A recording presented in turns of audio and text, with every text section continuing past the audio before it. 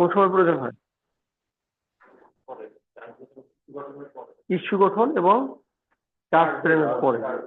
এখন সহজ কথা, যখন আমরা একটা বিচার হয়, এটা সিভিলের জন্য প্রযোজ্য, ফৌজদারির জন্য প্রযোজ্য, ক্রিমিনালের জন্য প্রযোজ্য। এখানে আমাদের মূলত 136 ধারাটা মনে আছে কিনা? 136 ধারাটা আমাদের সাক্ষ্য আইনের একটা বেসিক সেকশন, মেইন ফাউন্ডেশন। 136 ধারা, 136 ধারায় বলা আছে যে যখন কোনো একটা পক্ষ আদালতে কোনো বিষয়ে সাক্ষ্য দিতে চায়, তখন আদালত ওই পক্ষকে জিজ্ঞেস করবে যে এই ফ্যাক্ট, যে বিষয়ে সাক্ষ্য দিতে চায়, ওই ফ্যাক্ট যদি প্রমাণিত হয় তাহলে এটা প্রাসঙ্গিক হবে কিনা। বুঝে গেছে? মানে আপনি একটা বিষয়ে সাক্ষ্য দিতে চাচ্ছেন, আদালত জিজ্ঞেস করবে এটা ধরে নিলাম প্রমাণিত হয়েছে, প্রমাণিত হলেও এটা যেই মামলায় এই ঘটনার বিষয়ে সাক্ষ্যটা দিবে ওই মামলায় এটা প্রাসঙ্গিক কিনা।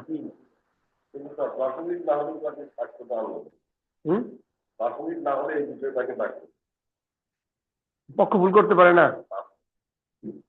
এখন সে ডকে উঠে সাক্ষ্য দিবে, যদি প্রাসঙ্গিক হয় তাহলে আদালত তার সাক্ষ্যটা গ্রহণ করবে, আর যদি অপ্রাসঙ্গিক হয় তাহলে তার সাক্ষ্য গ্রহণ করবে না। না, আপনি মামলার রিলিভেন্ট যদি না হয় তাহলে ওইটা প্রমাণ করে লাভ কি?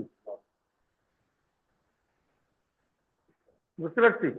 আচ্ছা, আর একটা জিনিস মাথায় রাখতে হবে যে আমরা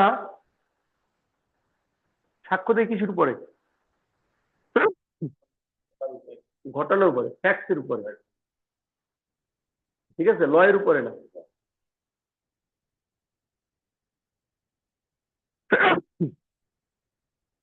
আচ্ছা, তাহলে একটা ঘটনা, আবার বলছি, প্রাসঙ্গিক হলে সাক্ষ্য দিতে পারবো, আর প্রাসঙ্গিক যদি না হয় তাহলে আমরা সাক্ষ্য দিতে পারবো না।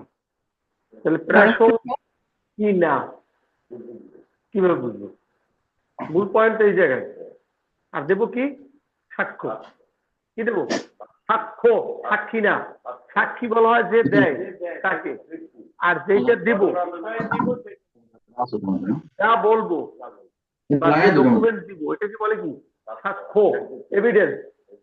বুঝতে পেরেছি? এভিডেন্স কয় প্রকার? 3 প্রকার। কি কি? দালিলিক সাক্ষ্য, লিখিত না, ওরাল এভিডেন্স, ডকুমেন্টারি এভিডেন্স, আর ফিজিক্যাল অর ফরেন্সিক এভিডেন্স। 3 ধারা দেখেন এভিডেন্সের সংখ্যা দেওয়া আছে। এখান থেকে মূলত আমরা ইয়া করি।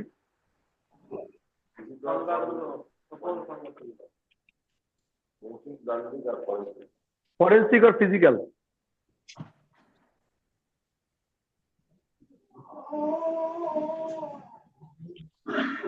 অনেক মনে করে ডিজিটাল রেকর্ডটা ইয়া না, ডিজিটাল রেকর্ডটা হচ্ছে ডকুমেন্ট। আগে ডকুমেন্টের সংজ্ঞায় ডিজিটাল ফর্মে যদি কিছু করা হতো, ধরেন অডিও, ভিডিও, হ্যাঁ, চিত্র, হ্যাঁ, এরপরে আপনার এই যে ইমেল কমিউনিকেশন, এই বিষয়গুলোকে আপনার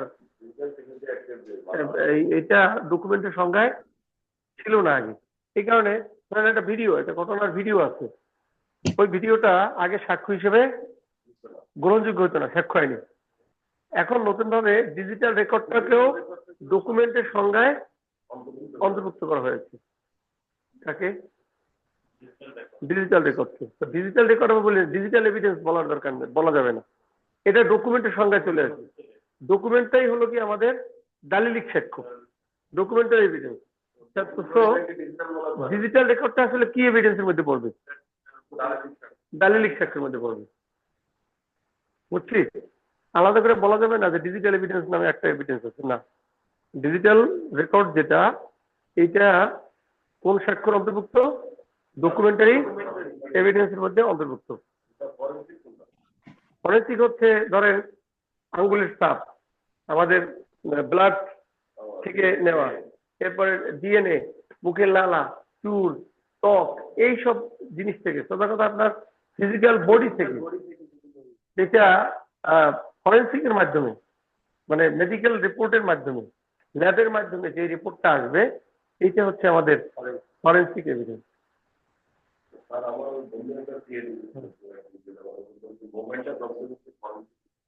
হ্যাঁ,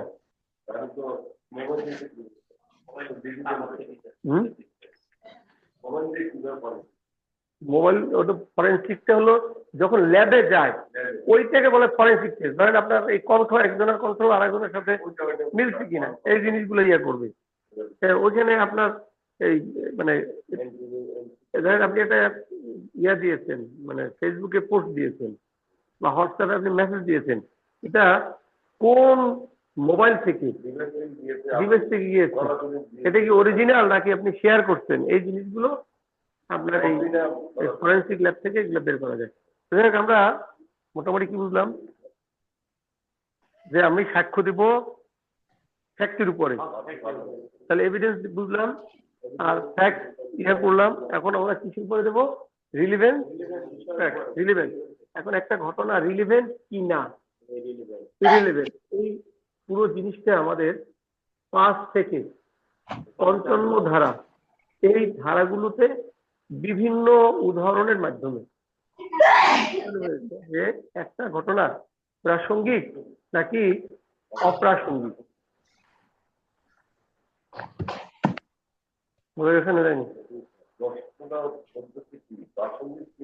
অপ্রাসঙ্গিক। এখন আপনি ওই যে বললেন, আমি বুঝবো কিভাবে যেটা প্রাসঙ্গিক নাকি এটা অপ্রাসঙ্গিক?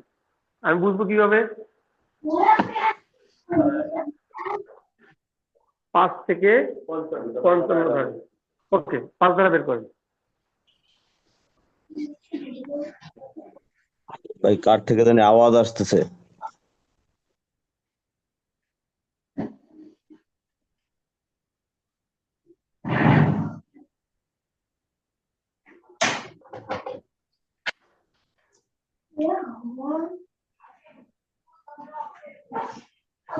বলেছে এখানে, evidence may be given in any suit or proceeding of the existence or non-existence of every fact in issue.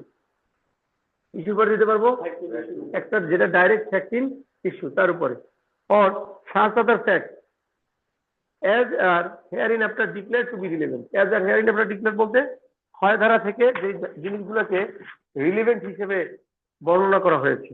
তাহলে আবার বলছি, ডাইরেক্ট কিসের উপর দিতে পারবো? Fact in issue. আর একটা কি, যেটা ফ্যাক্ট ইন ইস্যুর সাথে রিলেভেন্ট। ক্লিয়ার? বুঝতে পারছি? এখন আসি আমরা ফ্যাক্ট ইন ইস্যুর সাথে আমরা মিলিয়ে দেখবো যে কোনটা রিলেভেন্ট আর কোনটা রিলেভেন্ট না। 7 number, relevancy of fact forming part of same transaction. একই কার্যের উদ্ভব যদি হয়, তাহলে এই কাজটাকে যদি আপনি ক্ষুদ্র ক্ষুদ্র মানে পার্ট পার্ট করেন, তাহলে এই প্রত্যেকটা পার্টটাই হচ্ছে গিয়া আমাদের মূল ঘটনার প্রাসঙ্গিক। Forming part of same transaction. Clear? নাকি বুঝেন না ঘটনা? মানে ধরেন আপনি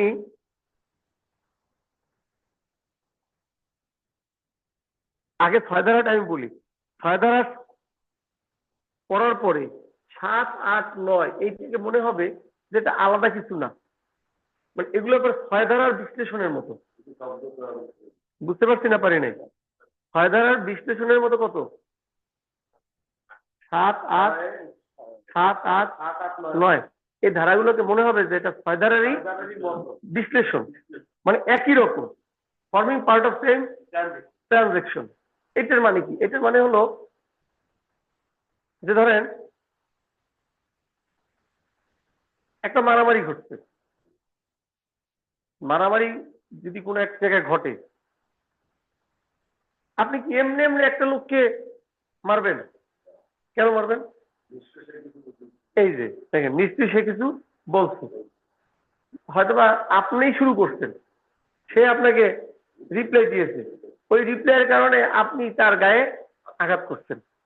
তাহলে এই যে আপনার বলা, তার বলা, আপনার আঘাত করা, এই প্রত্যেকটা কি এই পুরো ঘটনার পার্ট পার্ট কিনা? বুঝতে পারছেন? একটা ট্রানজাকশন কি হলো? সিকোয়েন্স। একটা ট্রানজাকশন মানে কি? একটা ঘটনা। ঘটনা কি হলো? আপনি তাকে মানে বলছেন কথার কথা, আপনি তার কাছে টাকা পান। তাহলে দেখেন ট্রানজাকশন গুলো কিভাবে তৈরি হলো। আপনি এক ব্যক্তির কাছে টাকা পান, আপনি পাওনা টাকা চাইতে গেছেন তার কাছে, সে বলছে দিন দিন টাকা চাওয়ার কি আছে,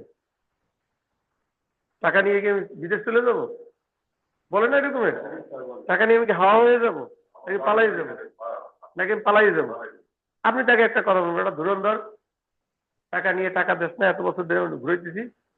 এই যে আপনি ধুরন্ধর তাকে বলছেন, কি আমার ধুরন্ধর বললি, দিল আপনার গায়ে একটা আঘাত। দ্যাট ইজ দ্য, প্রত্যেকটা পার্ট কি, forming part of same transaction. বুঝতে পারছি? আচ্ছা, উদাহরণ একটু পড়েন আপনি। এ ইলাস্ট্রেশনে ফায়দা, একটু বই মিলিয়েও পড়তে হবে।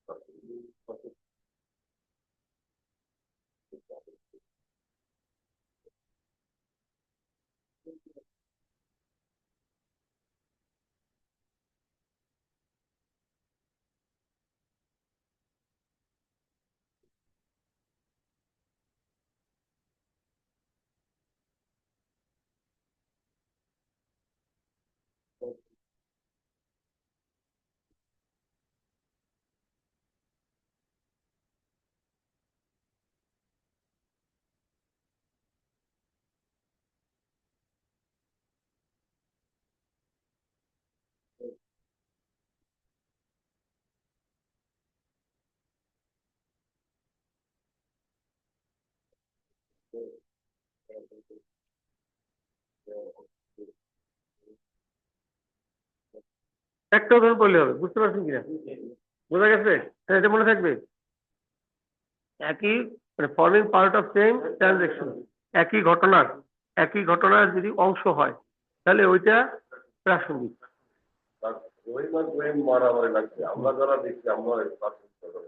কোনটা? হ্যাঁ, বা আপনাদের পক্ষ থেকে যদি কিছু বলা হয় সেটাও প্রাসঙ্গিক। ওকে, সাবধানে আছে। Fact, which is the occasion, cause or effect of fact in issue. Occasion মানে কি? উপলক্ষ, কারণ এবং ফলাফল। এগুলো কি? এগুলো রিলেভেন্ট। বুঝতে পারছেন? এখানে দেখেন একটা উদাহরণ দিচ্ছে যে একজনের বাড়িতে ডাকাতি হয়েছে। এখন দেখেন ডাকাতি হয় কার বাসায়? এই যে সুন্দর প্রশ্ন, যার বাসায় মালামাল আছে। একজন দিন আনে দিন খাওয়া লোক, বা যে এলাকায় ভিক্ষা করে খায়, শহরের ভিক্ষুক বলিনি, কারণ এদের আবার 4 তলা 5 তলা বাড়ি থাকে। হ্যাঁ, হ্যাঁ, তাহলে এমনি জাস্ট আমরা জানি না, ধরেন যে এলাকার কিছু লোক যে তেরানের চালের জন্য লাইনে দাঁড়ায়, যার আসলেই কিছু নাই। হ্যাঁ, তাহলে এই লোকটার বাসায় তো ডাকাতি হওয়ার কথা নেই। এখন ওনার বাসায় যদি ডাকাতি হয়েই যায়, তাহলে তো একটা আইনে প্রশ্ন উঠবে যে তার বাসায় কেন ডাকাতি হবে, ওর তো কিছু নাই। তাহলে যদি এরকমের হয় যে দেখা গেল যে এই যে কজ, কারণ, কারণ কি, যে ওই দিন সে জাকাতের টাকা পাইছে, 20,000 টাকা পাইছে, ওটা কেউ দেখছে। ধরেন ও ওই দিন বাজারে গিয়ে বলছে যে এই অমুকে খুব ভালো মানুষ, আল্লাহ যেন তাকে আরো সম্পদ দেয়। কেন, কি হয়েছে? সে এরকম আমাকে 20,000 টাকা জাকাত দিচ্ছে। এই যে ব্যাপারটা, এবং ওই দিনই তার বাসায় ডাকাতি হলো। তাহলে এই যে সে দোকানে গিয়ে বলছে যে আমার বাসায় বা আমার কাছে 20,000 টাকা আছে, এটা হলো কজ। তাহলে প্রশ্ন আসতে পারে না যে ধরেন ডাকাতির মামলায় ও বাজারে গিয়া বলছে ওর বাসায় ওর কাছে টাকা আছে কিনা, এইটা এই মামলায় কিসের জন্য প্রাসঙ্গিক? তুমি সাক্ষী দেবা ডাকাতি হয়েছে কিনা। কিন্তু প্রশ্ন আসতে পারে যে তোর টাকাই নেই, ও তো টাকাই নেই, তাহলে ডাকাতি হলো কেমনে? তাহলে ওর যে টাকা ওই দিনকে ছিল, ওর যে টাকা আছে, এটা হলো এই মামলার জন্য আবার প্রাসঙ্গিক। সাবধারা, বুঝতে পারছি? ওকে, ব্যাখ্যা এক করেন।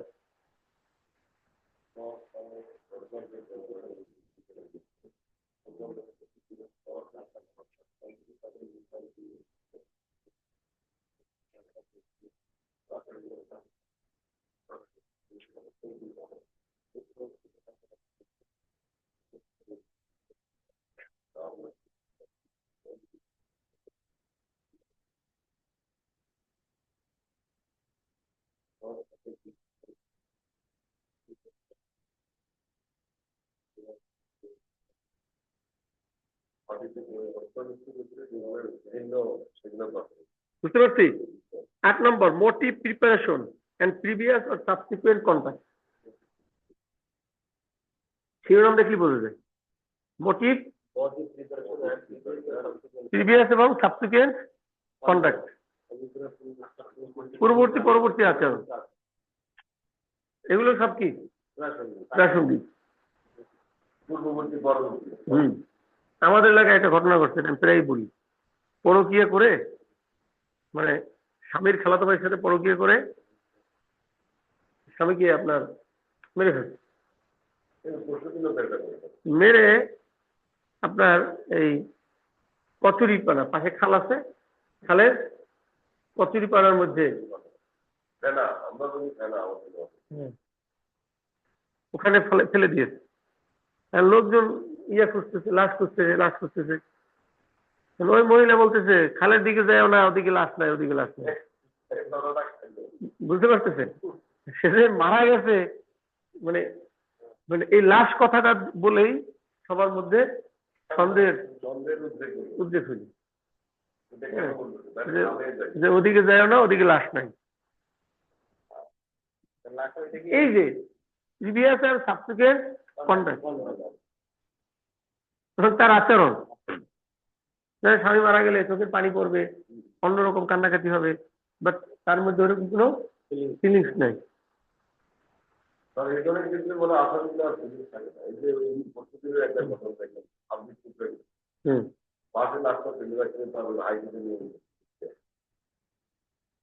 আট পর্যন্ত বুঝছি, ওকে।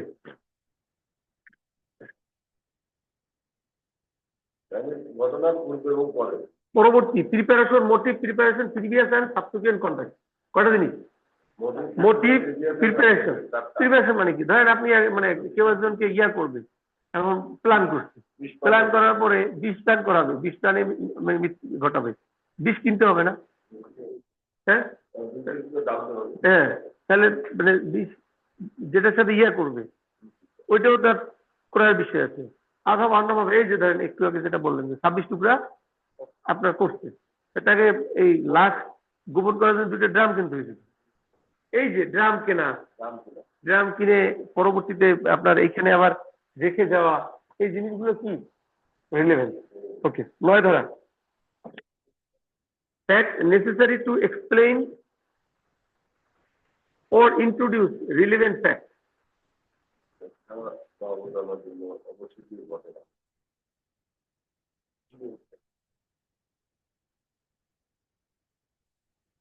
Facts necessary to explain or introduce relevant ব্যাখ্যা করতে করাটা। ধরেন আপনার একটা ফ্যাক্ট আছে, ধরেন আপনার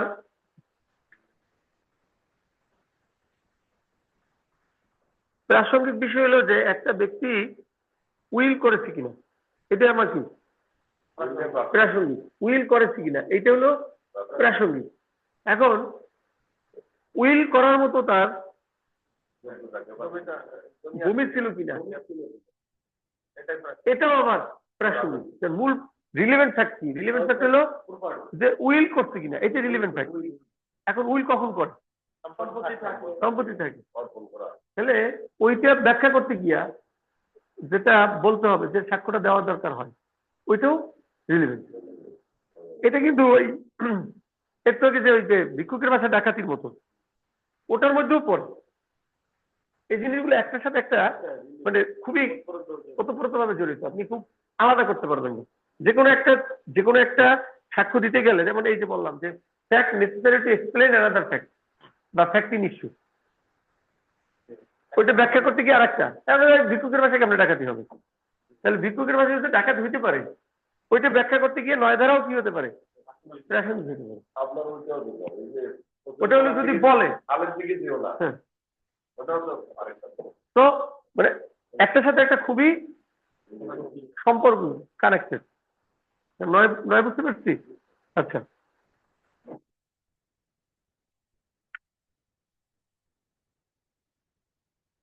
11 ধারা, when facts not otherwise relevant become relevant। নিজের পড়ে নিয়ে সবার জন্য এটা হয়ে যাবে। এখানে হলো কি, একটা ঘটনা, এটাকে বলা হয় পিলি অফ এলিভের, একটা পিলি অফ এলিভে 103 আছে। 103 হলো পিলি অফ এলিভের বার্ডেনটা কার উপরে, আর এটা হচ্ছে রিলেভেন্ট কিনা, এটা হচ্ছে রিলেভেন্ট কিনা। 114(2) এভাবে না। এখন এটা হলো কি, প্রাসঙ্গিক করে কোনো ঘটনা আপাত দৃষ্টিতে ইরিলেভেন্ট মনে হতে পারে, বাট এই ইরিলেভেন্ট যেটা মনে হয় প্রাথমিকভাবে, এটাও রিলেভেন্ট হতে পারে। মানে পিলো পেলিভাই যদি একজনে নেয়, যে ধরেন একটা ঘটনা ঘটছে, ওই সময় আমি ওখানে ছিলাম না, কি নিল, পিলিও পেলিভাই নিল, তার মানে সে এখানে ঘটনার সময় ছিল না। এইটা দাবি করলে ওই ঘটনাটাকে অপ্রাসঙ্গিক করে তোলে কিনা, কিন্তু আবার এটা পরবর্তীতে ইট বিকাম রিলিভেন্ট, এটা আবার প্রাসঙ্গিক হতে পারে। কথা বুঝতে পারছি না পারিনি? ধরেন আপনি বাংলাদেশের পাসপোর্ট ব্যবহার করে আপনি ইন্ডিয়া গেছেন, তাহলে বাংলাদেশ থেকে ধরেন প্রস্থানের তারিখ আপনার 1 জানুয়ারি, আপনি বাংলাদেশের প্রবেশ করছেন পাসপোর্ট দৃষ্টিতে 7 জানুয়ারি, 5 তারিখে একটা ঘটনা ঘটছে। কারণ আপনি তো পাসপোর্ট দেখাই বলবেন যে এটা ইরিলেভেন্ট, এই ঘটনা আমি ঘটাইতে পারি না, বুঝেছিলেন? এটা রিলেভেন্ট হতে পারে কিনা, আপনি এই ঘটনা ঘটাইতে পারেন কিনা,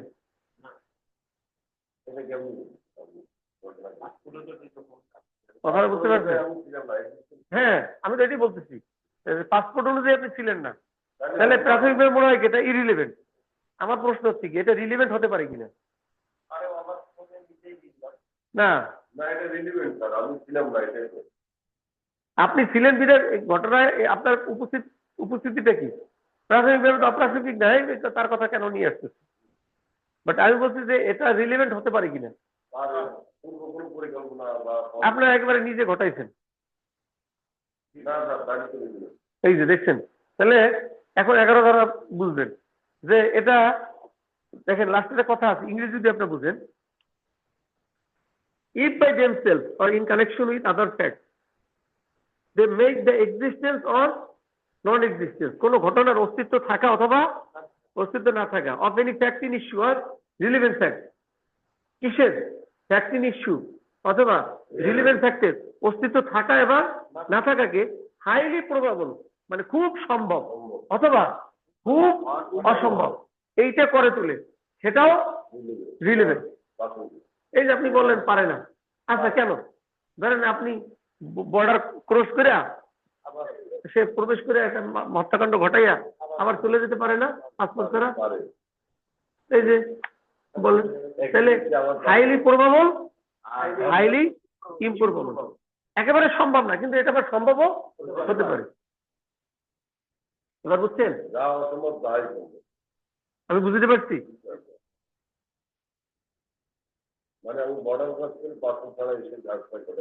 হ্যাঁ, এবার দেখেন আমি প্রবেশ করলাম এত তারিখ, গেলাম এত তারিখ, প্রবেশ করছি এত তারিখ, এটা কিভাবে সম্ভব আমার দ্বারা?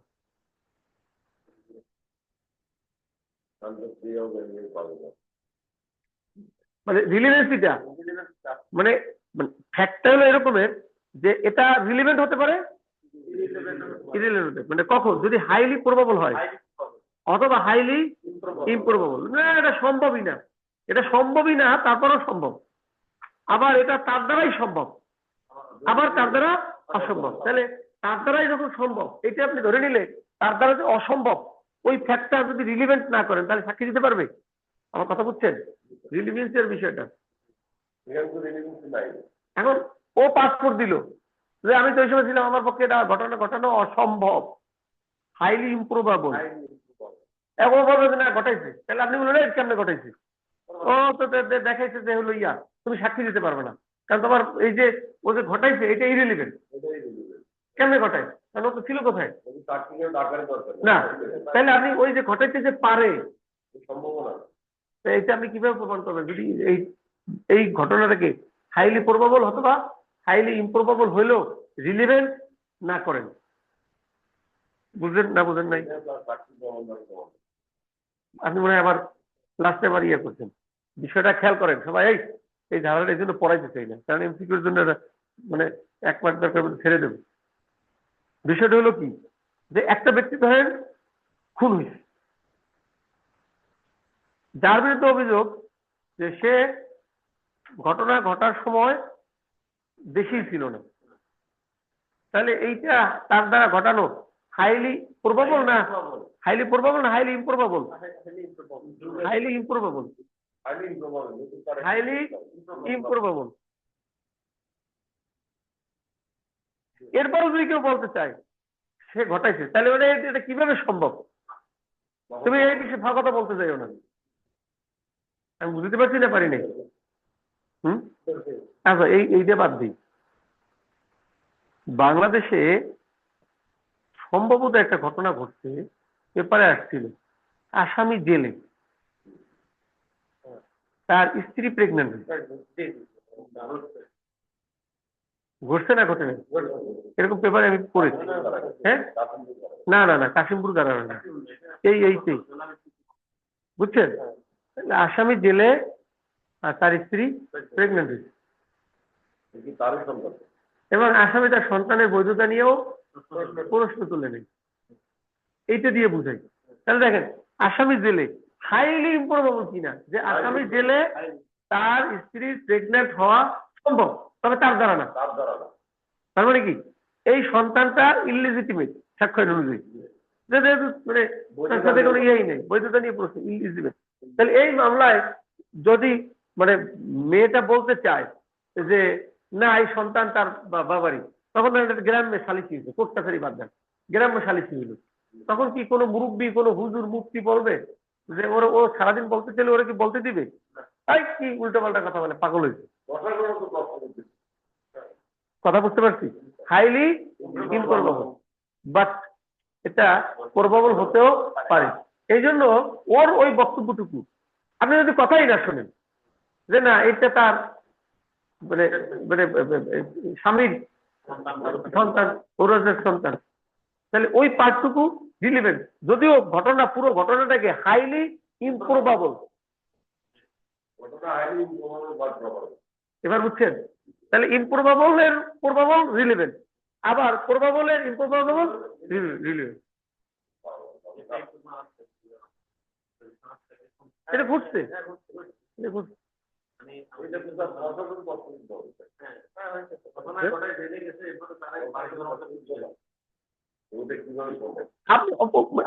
অন্যদিকে আমরা না জানি, বাট আমরা আইনের হিসাব করতেছি যে হাইলি প্রবাবল, হাইলি ইম্প্রবাবল। এটা তো আপনার এই মানে ঢাকা, পুরান ঢাকায় তো আপনার ঘটছে যে আসামিকে মানে তার বান্ধবী বা কার সাথে যেন অন্তরঙ্গ ভাবে 1-1.5 ঘন্টা সময় কাটাতে দিয়েছে, এবং ওই পুলিশ অফিসার ইয়া হয়েছে। এখন ধর ও জেলে আছে, ধর জেলে বসে হইলো না, পথে কোথাও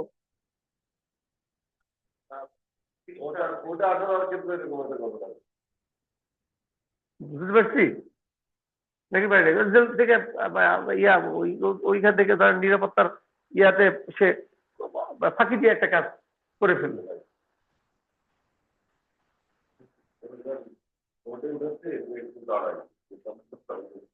হ্যাঁ,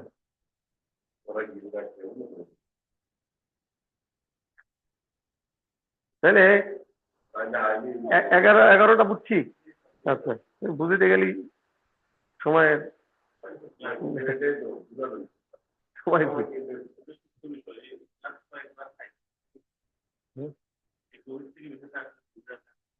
এটা বুঝতে গেলে আপনাকে প্রিলিমিনারি কিছু ইয়া লাগবে, আইডিয়া লাগবে, উপাদান লাগে, বোঝা লাগে। রিলেভেন্সি বুঝতে হয়, হ্যাঁ, ইররিলেভেন্স কি এটা বুঝতে হয়, প্রবাবল। সব মাথা একেবারে আছি 12 ধারায় আছি, এটা বুঝছেন? 11 ধারা বুঝছেন?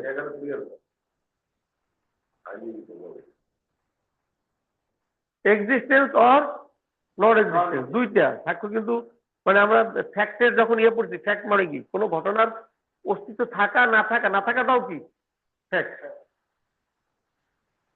না থাকাও ফ্যাক্ট। আপনি একজনকে ভালোবাসেন, এটা ফ্যাক্ট, ভালো না বাসাও ফ্যাক্ট,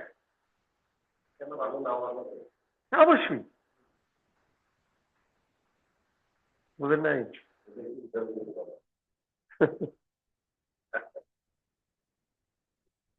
আপনি মানে আপনার মানে একজন তার স্ত্রীকে খুব ভালোবাসে, খুব ভালোবাসে, এটা যেমন ফ্যাক্ট। তাকে ভালোবাসে না, পরক্রিয়া করে, তার স্ত্রী হত্যার জন্য তাকে ভালো না বাসাটাও কি fact। মানে ফ্যাক্ট মানে কি এভরিথিং ইজ ফ্যাক্ট, সোজা কথা। বলা, কওয়া, খাওয়া, নাওয়া, দেখা, অনুভব করা, অনুভব না করা, সবকিছুই ফ্যাক্ট।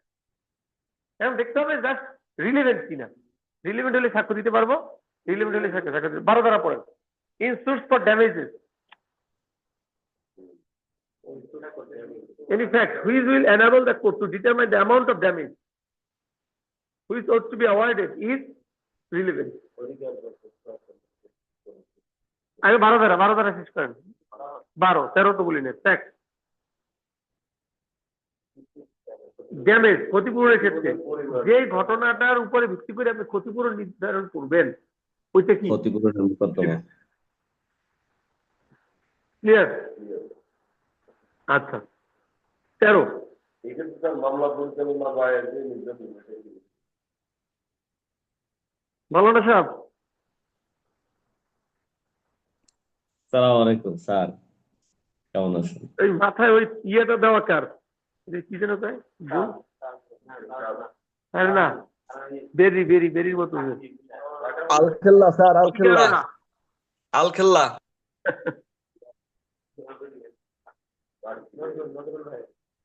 হ্যাঁ,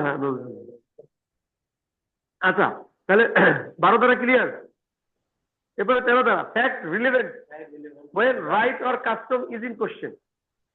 প্রথা এবং অধিকার নিয়ে যদি কোনো প্রশ্ন হয়, তাহলে প্রথা এবং অধিকার প্রাসঙ্গিক।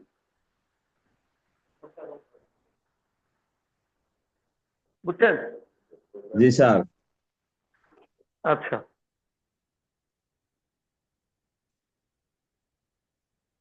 এরপরে 14 ধারা, fact showing existence of state of mind or body or bodily feeling। শারীরিক অনুভূতি। মানসিক অবস্থা, জি। মানসিক অবস্থা, শারীরিক অবস্থা, এটাও কি Fact. হ্যাঁ, এটাও কি প্রাসঙ্গিক। মানে একটা লোক আত্মহত্যা করছে, তাহলে এই যে তার আত্মহত্যা করার পিছনে তার মানসিক যে অবস্থা, তাহলে একটা ধরনের এটা কি মানে হত্যা না আত্মহত্যা, এই যদি প্রশ্ন উঠছে, তাহলে তার যে মন খারাপ,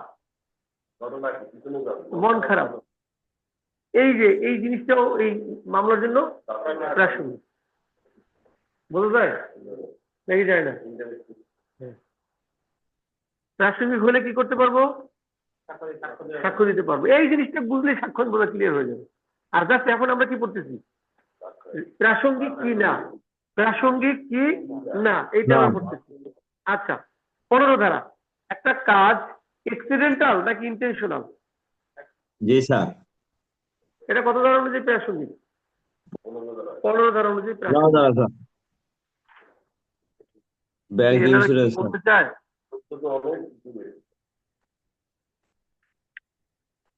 হ্যাঁ, একটা ঘটনা আপনার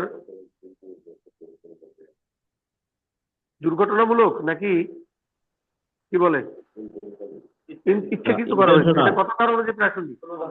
15 ধারা অনুযায়ী প্রাসঙ্গিক। যে এক ব্যক্তির মানে বারবার যেই মানে যখনই হরতাল হয় খালি ওনার গাড়িতে ওনার কোম্পানির গাড়িতে আগুন লাগে। কেন? ইন্স্যুরেন্সের টাকা পাবে। তাহলে এই যে প্রিভিয়াস গাড়িগুলোতে সে যতবার আপনার ইয়ে করছে, বিমা করছে, প্রত্যেকটা জায়গায় তার আগুন লাগে ফেলে। তাহলে এই যে যখন একটা কোম্পানির বিমার যখন ক্ষতিপূরণের মামলা হবে, তখন বিবাদী পক্ষ যদি দেখাতে পারে যে প্রত্যেকবার তার মানে তো এটা intentional, accidental না। সবগুলো আগুন লাগছে, শুধু শুধু এইগুলোই লাগছে, আর কোথাও লাগে না। তাহলে এইটা কত ধারা অনুযায়ী? 15 ধারা অনুযায়ী প্রাসঙ্গিক। Clear? G sir. 16, existence of course of business when relevant। স্বীকৃতির সংখ্যা। পুরো একটা কাজ করা হয়েছে, এটা কোর্স অফ বিজনেস বলতে কি কোনো একটা দৈনন্দিন কাজের অংশ হিসেবে করা হয়েছে কিনা। ইয়েস, ডেইলি লাইফ বা daily transaction. Course of business, এই বিজনেস মানে ব্যবসা না।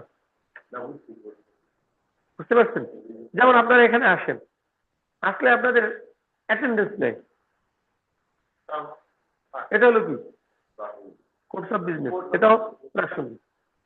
আপনি সরকারি চাকরি করেন, আপনি অফিসে যাবেন, আপনাকে হাজিরা দিতে হয়।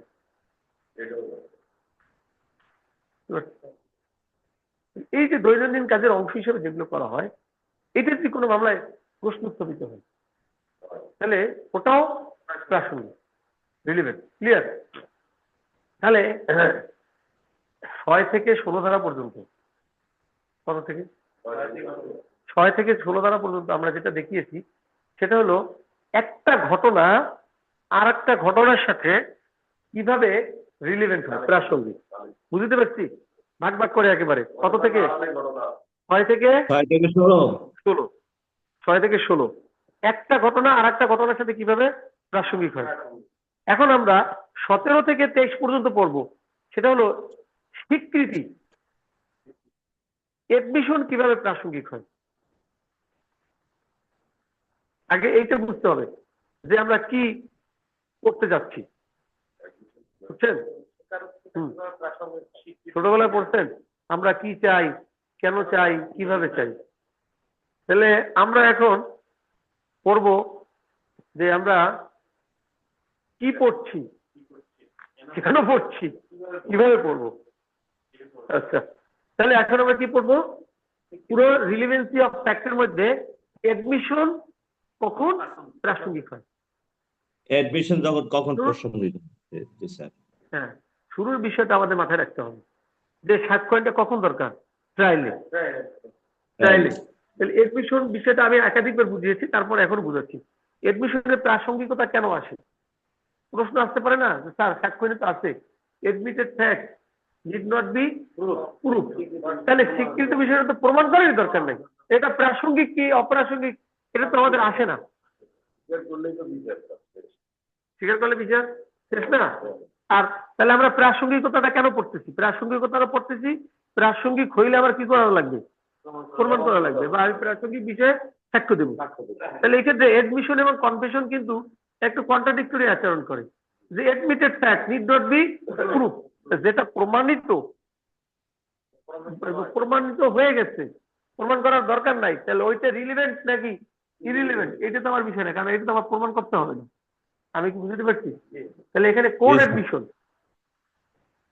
কোন এডমিশন যেটা একবার স্বীকার করতেন কিন্তু আসল সময় এসে কি করতেন, অস্বীকার করতেন।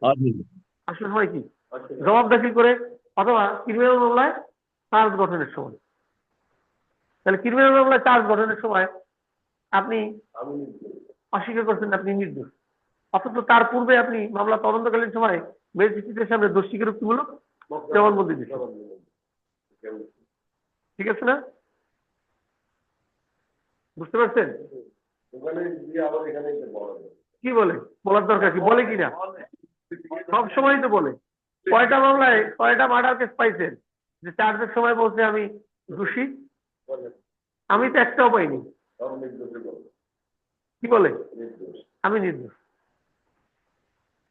তখন বুঝছেন? তখন ওই ম্যাজিস্ট্রেটের ওই বিচারক কি মনে হয়, ওরে বেঈমান, তুই তো আমার সামনেই স্বীকার করলি, আর এখন এসে বলতেছিস আমি নাকি, হ্যাঁ, আর এখন বলতেছিস আমি নির্দোষ। ওদের বেঈমান। তোর মনে হয় না? আচ্ছা, তাহলে এই যে কনফেশন, তাহলে পূর্বের কনফেশনটা এই মামলায় কি প্রাসঙ্গিক? প্রাসঙ্গিক। প্রাসঙ্গিক। আবার ঠিক তেমনি ধরেন আপনি, আপনার সাথে আমার একটা ট্রানজেকশন আছে, ধরেন আমি আপনার কাছে 10 লাখ টাকা নিয়েছি, আমি টাকা দিচ্ছি না, তো সর্বশেষ আপনি কি করলেন, এই আমাদের ক্লাসের যারা আছে তাদেরকে নিয়ে আমার কাছে গেলেন, গিয়ে আপনি স্যার আমার টাকাটা দিবেন না।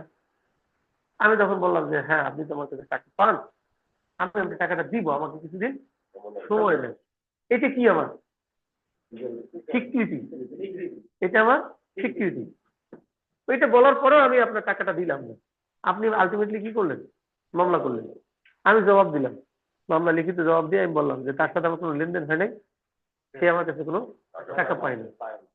তখন আমার এই যে এডমিশনটা যেটা আপনি এই এদের সামনে করেছি, হোক এটা লিখিত হতে পারে, তখন আপনাকে প্রমাণ করতে হবে যে আপনি যে আমার কাছে টাকা পাইতেন এটার মর্মে আমার একটা কি আছে, স্বীকৃতি আছে। তখন এই মামলায় ওই স্বীকৃতিটা প্রাসঙ্গিক। এবার বুঝছেন? এখন পারবেন, আমার কাছে অডিও যদি না থাকতো তাহলে কি লাগতো, লিখিত লাগতো, অথবা মৌখিক সাক্ষ্য এরা দিয়ে বলতো যে হ্যাঁ আমাদের সামনে বসে কি করছে, স্বীকার করছে। এবার বুঝতে পারতেছেন যে এডমিশন এবং কনফেশন কেন রিলিভেন্সের চ্যাপ্টারে আসছে। কারণ যদি চার্জের সময় স্বীকারই যেত তাহলে তো আমার এগুলোর দরকারই নাই, বিচারই মানে মানে কি বলে ট্রায়ালে আসা লাগতো না। চার্জে দোষ স্বীকারের ভিত্তিতে আমি কি দিতে পারতাম, দণ্ড দিয়ে দিতে পারতাম। ডিসচার্জ না, উল্টো পাল্টা কথা বললেন না আপনি, খালি উল্টো পাল্টা কথা বলেন। দোষ স্বীকার করলে ডিসচার্জ হয়, দণ্ড হবে। চার্জের সময় দোষ স্বীকার করলে কি হবে, এখানে এডমিশন এবং কনফেশনের বিষয়টা আমি একেবারে ক্লিয়ারলি আপনাদেরকে বুঝাই যে কেন এখানে নিয়ে আসছে। আগে কনফেশনটা বোঝেন। ওই যে বললাম না ওরে বেঈমান, কেন ওরে বেঈমান বললাম, যে তুই তো আমার সামনেই স্বীকার করলি, পরবর্তীতে কি করতেছে, অস্বীকার করতেছে। তাহলে ও কেন অস্বীকার দিতে চায় বলেন তো? অত একটা কনফেশন আছে, ও বলতে চায় এই কনফেশনটা আমাদের সাক্ষ্য আইনে আছে, থ্রেট, প্রমিস আর ইনডিউসমেন্ট 24 ধারায়। কত ধারায়? থ্রেট, প্রমিস আর ইনডিউসমেন্ট যদি থাকে তাহলে এটা অপ্রাসঙ্গিক। ও তো জানে ও একটা কনফেশনাল স্টেটমেন্ট দিয়েছে, তারপরে কেন বলে, ও বলতে চায় যে আমার ভয় দেখাই এটা করছে, ভয় দেখালে অপ্রাসঙ্গিক। এই জন্য রাষ্ট্র প্রমাণ করতে চাই দেখি, বলে তো রাষ্ট্র কি প্রমাণ করতে চাই, সেটা করবে কি দিয়া? ইয়েস, এই কথাটা বলতে হবে। রাষ্ট্র বলতে চাইবে যে ওই দোষ স্বীকারটা কি ছিল, স্বেচ্ছায়। ওই দোষ স্বীকারে কি ছিল না, থ্রেট ছিল না, প্রবেশ ছিল না, ইনডিউসমেন্ট ছিল না। এটা কার বক্তব্য? রাষ্ট্রের বক্তব্য। এইটা প্রমাণ করতে কি আমরা ম্যাজিস্ট্রেট, আমরা যখন এই কনফেশনাল স্টেটমেন্ট নেই, আমাদের আবার ট্রায়াল কোর্টে, সেশন কোর্টে গিয়ে আমাদের আবার সাক্ষ্য দিতে হয় যে আমি তাকে ভালোভাবে বুঝাইছি, সে স্বেচ্ছায় দিয়েছে, সে কোনো ভয়ভীতিতে দেয় নাই। আর ওই যে আসামি পক্ষ আমাকে জেরা করে বের করতে চায় যে আসলে ভয় ছিল, আপনি এই তাকে এই ভয়টা ভাঙাইয়া দেন নাই। যদি কোনোভাবে বের করতে পারে যে এই ভয়ের মাধ্যমে এটা আদায় করা হয়েছে, তাহলে কনফেশনাল স্টেটমেন্টটা কি হয়ে যাবে, ইররিলেভেন্ট হয়ে যাবে। আর যদি রাষ্ট্র প্রমাণ করতে পারে যে এখানে থ্রেট, প্রমিস, ইনডিউসমেন্ট ছিল না, তাহলে এটা কি হয়ে যাবে, প্রাসঙ্গিক হয়ে যাবে। এবার বুঝছেন কি? বলো না, মুক্তি না বলো না। আচ্ছা, 24 ধারা থেকে আগে শুরু করি আমরা, এবার পিছনে যান। 24, জি স্যার। হ্যাঁ, confession caused by inducement, threat of promise, এটা কি হবে তাহলে? জি স্যার। ইররিলেভেন্ট। এর উল্টা কত? কার্য দ্বারা প্রলোভন, ভীতি। এটার উল্টা কত? 28 ধারা। যদি এটা না থাকে, 18 থ্রেট প্রমিস আর ইনডিউসমেন্ট যদি না থাকে, তাহলে আবার কি প্রাসঙ্গিক। পড়েন আগে পড়েন, 28 ধারা পড়েন। 24 বলবেন 28 বলবেন, দুটো তো কমন জিনিস যেটা বললাম। ফৌজদারি কার্য দ্বারা প্রলোভন ভীতি প্রদর্শন করে প্রতিশ্রুতি দিয়ে দোষ স্বীকারোক্তি আদায় করা হলে তা অপ্রাসঙ্গিক হবে। অভিযুক্ত ব্যক্তি ফৌজদারি কার্যধারায় তার বিরুদ্ধে আনীত অভিযোগ সম্পর্কে দোষ স্বীকার করলে আদালতের নিকট যদি প্রতীয়মান হয় যে ক্ষমতা সম্পন্ন কোনো ব্যক্তি ধারা প্রলোভন ভীতি প্রদর্শন ও প্রতিশ্রুতি দানের ফলে অভিযুক্ত তার বিরুদ্ধে আনীত অভিযোগ সম্পর্কে দোষ স্বীকার করছে, আদালত মনে করেন যে তার ফলে অভিযুক্ত মামলার প্রার্থী এবার বুঝছেন, মানে এক পক্ষ অপ্রাসঙ্গিক বলতে চাইবে আর এক পক্ষ বলবে কি প্রাসঙ্গিক। কেন? যে এইটা কোনো থ্রেট প্রমিস, আর ও বলবে আছে, সাক্ষ্য প্রমাণে যে জয়ী হয় ওইটার দিকে যাবে। গেল 25 ধারা, no confession made to a police officer shall be proved as against a person accused of any offence. পুলিশের সামনে যদি কোনো দোষ স্বীকার করে, এখন দেখেন এই যে মিডিয়ার সামনে পুলিশ আসামি ধরে তারপরে বলা এই করছি, তাহলে ওইটা কি প্রাসঙ্গিক? ওটা প্রাসঙ্গিক কিনা কথা বলেন। পুলিশের সামনে বললো, পুলিশ মিডিয়ার সামনে ইয়ে করলো, মিডিয়ার সামনে বললো, পুলিশ পিছনে দাঁড়ায় আছে, প্রাসঙ্গিক না অপ্রাসঙ্গিক? ওই মামলা চার্জের সময় সে কি করবে? অস্বীকার দেবে আমি নির্দোষ। পুরো দেশবাসী কি জানলো? ও তো স্বীকার গেছে, এবং রাষ্ট্র কোনোভাবে এটা অন্য সাক্ষী দিয়ে প্রমাণ করতে পারলো না। তার সামনে আছে একটা ভিডিও, ভিডিও পিছনে কে দাঁড়াইয়া? পুলিশ দাঁড়াইয়া। ওটা সাক্ষী হিসেবে যাবে? যাবে না। মামলায় পাবে কি? খালাস। দোষ হবে কার? বিচার ব্যবস্থা। আসল অকামটা কে ঘটাই দিল? আসল অকামটা কে ঘটাই দিল?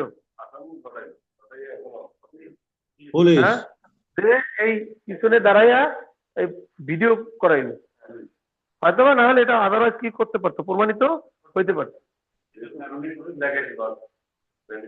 বোঝা যায়? দেশের মানুষ তো আর ওই এই এভিডেন্স অ্যাক্ট পড়ে না। সব আকামের মূলে সাংবাদিকের সামনে বলছে,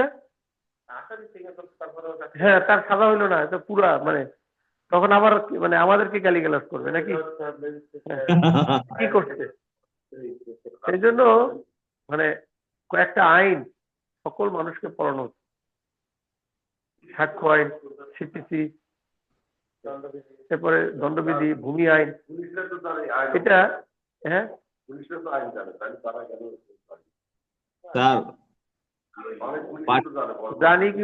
জানি কিন্তু মানি না।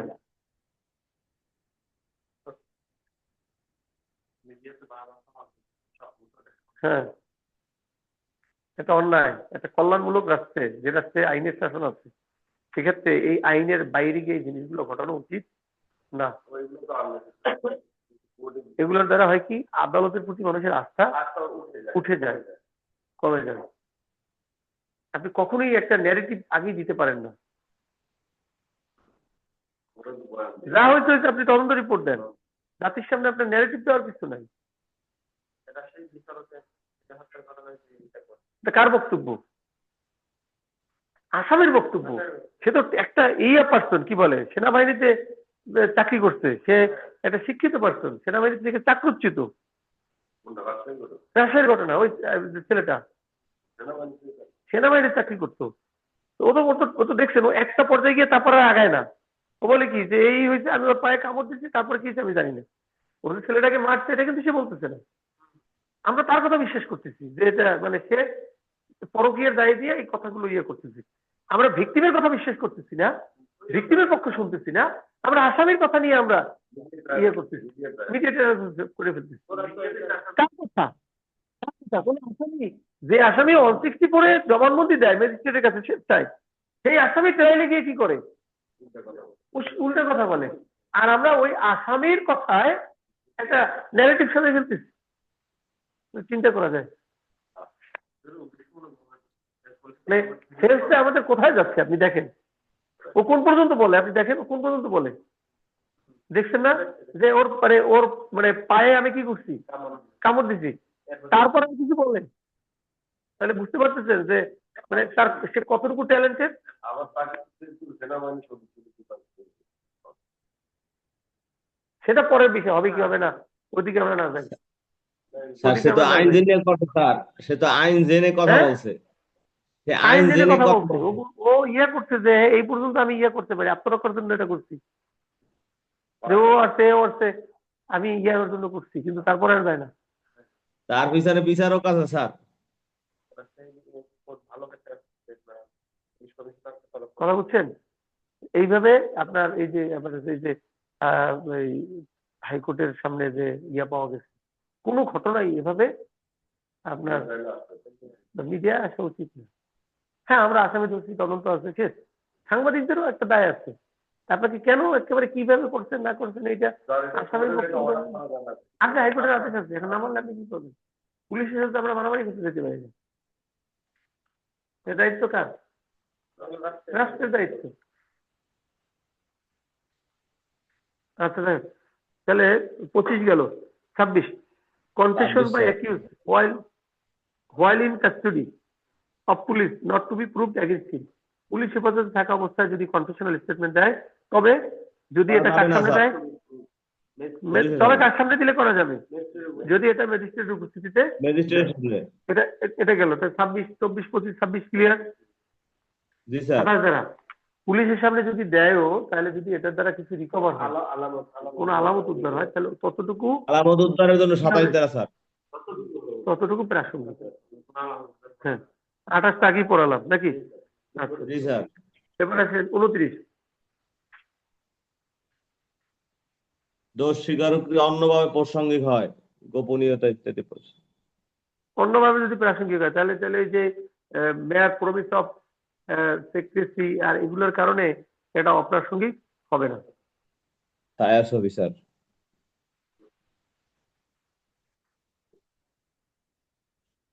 30 দ্বারা বিষয় কি?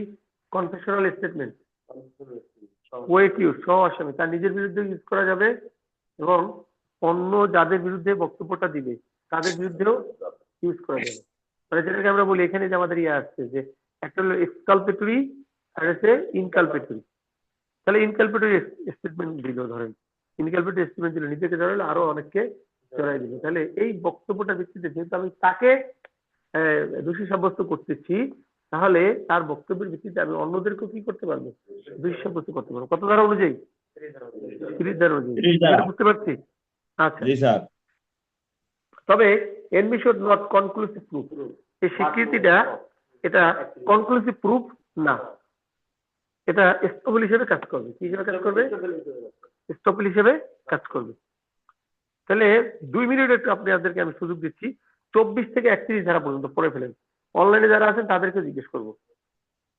জি স্যার, প্রস্তুত আছে স্যার।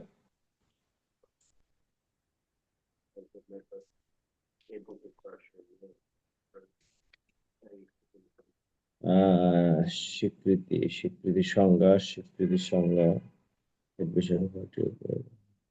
নিষ্ঠ।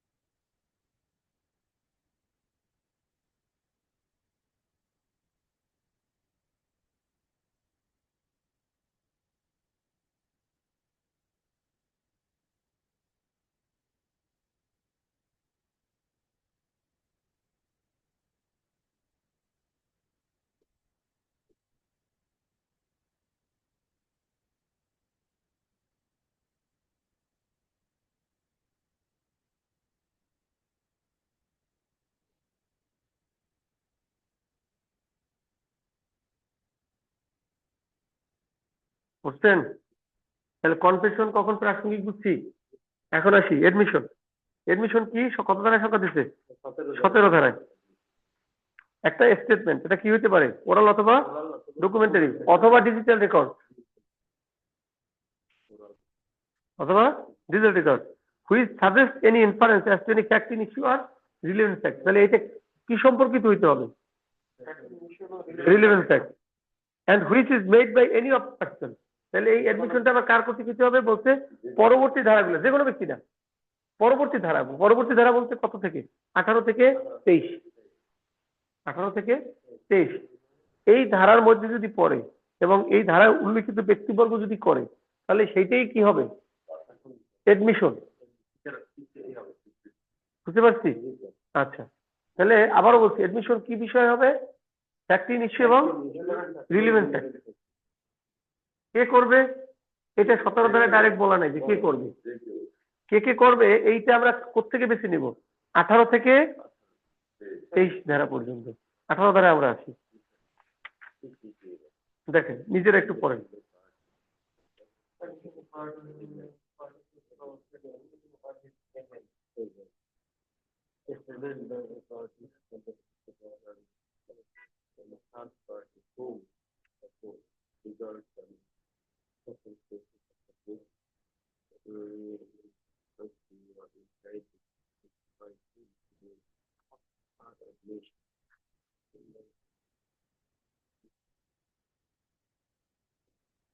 নজরুল ইসলাম কোন অফিসে?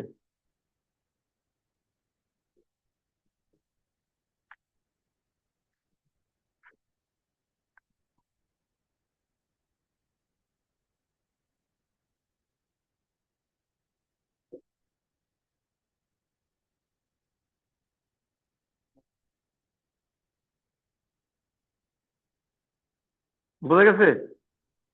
বাকিটা নিজেরা ইয়ে করবে, তাহলে আমি তো মানে শেষ করতে পারবো না, আগাইতে পারবো না। একটা কাজ দিয়ে দিলাম। কার কর্তৃক? পক্ষ, মামলার পক্ষ। মানে সহজ ভাবে আমরা 5 জনে মিলে একটা মামলার বাদ দিয়েছি। তাহলে আমি যেটা বলবো আপনাদের জন্য সেটা কি? স্বীকৃতি। আপনি যেটা বলবেন সেটা আমার জন্য স্বীকৃতি। যদি আমি আর্জিতভাবে স্বাক্ষর করি, তার মানে কি সবার বক্তব্য এখানে আছে। কারণ বলা যাবে না যে এটা আমি বুঝি নাই, বলিনি, এটা সুযোগ নেই। এটা কি হিসেবে কাজ করবে? এডমিশন হিসেবে কাজ করবে। এরপর 20 ধারা আছে, statement made by person to whom a party to the suit has expressly referred for information. একটু উদাহরণটা পড়লে এটা বুঝতে পারবেন।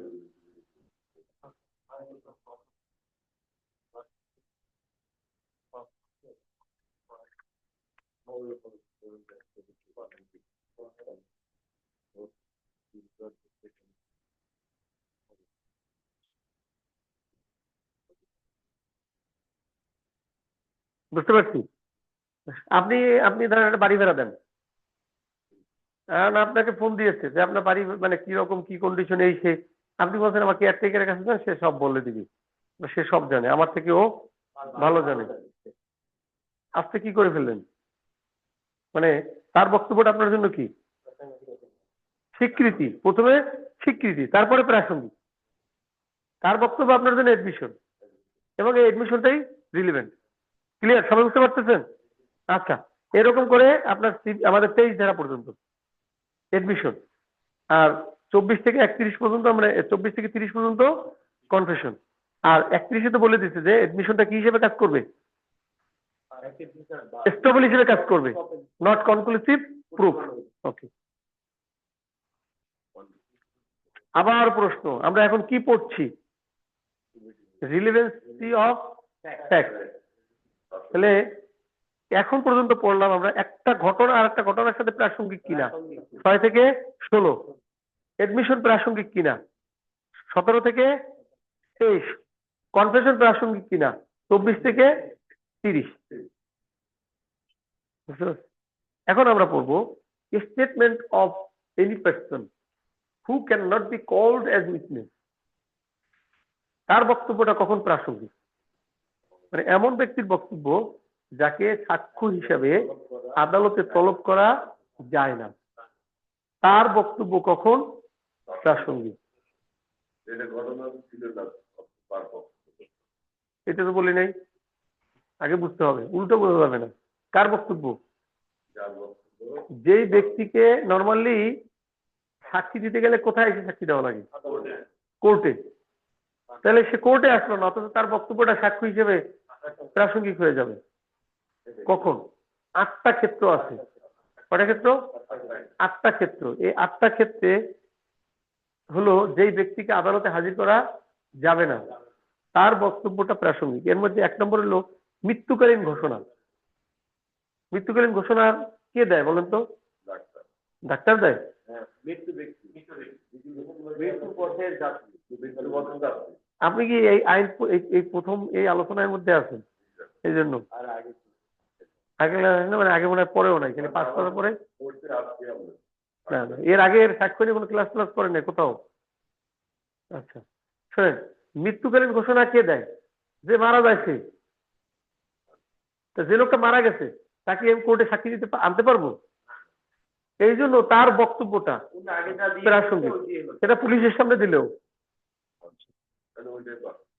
পুলিশের সামনে দিলে 2টা ক্ষেত্রে গ্রহণযোগ্য। একটা হলো ওই যে 27 ধারা অনুযায়ী সাক্ষ্যের 27 ধারা অনুযায়ী যদি আলামত উদ্ধার হয়, আর একটা যে মৃত্যুকালীন ঘোষণা। বুঝতে পারছেন? বলেন তো মৃত্যুকালীন জি, ঘোষণা কে দেবে? উনি বুঝছে কি মানে রোগী কি মারা গেছে কিনা এই ঘোষণা উনি বুঝছে ওইটা, যে এটা তো ডাক্তারই দেবে, যে এই লোকটা মারা গেছে। পত্রিকা দেখে না যে হাসপাতালে নিলে কর্তব্যরত ডাক্তার তাকে মৃত্যু ঘোষণা করে, উনি ওইটার বলছে মৃত্যুকালীন ঘোষণা। এই নজরুল সাহেব ঘুমাইতেছেন কেন? জি না।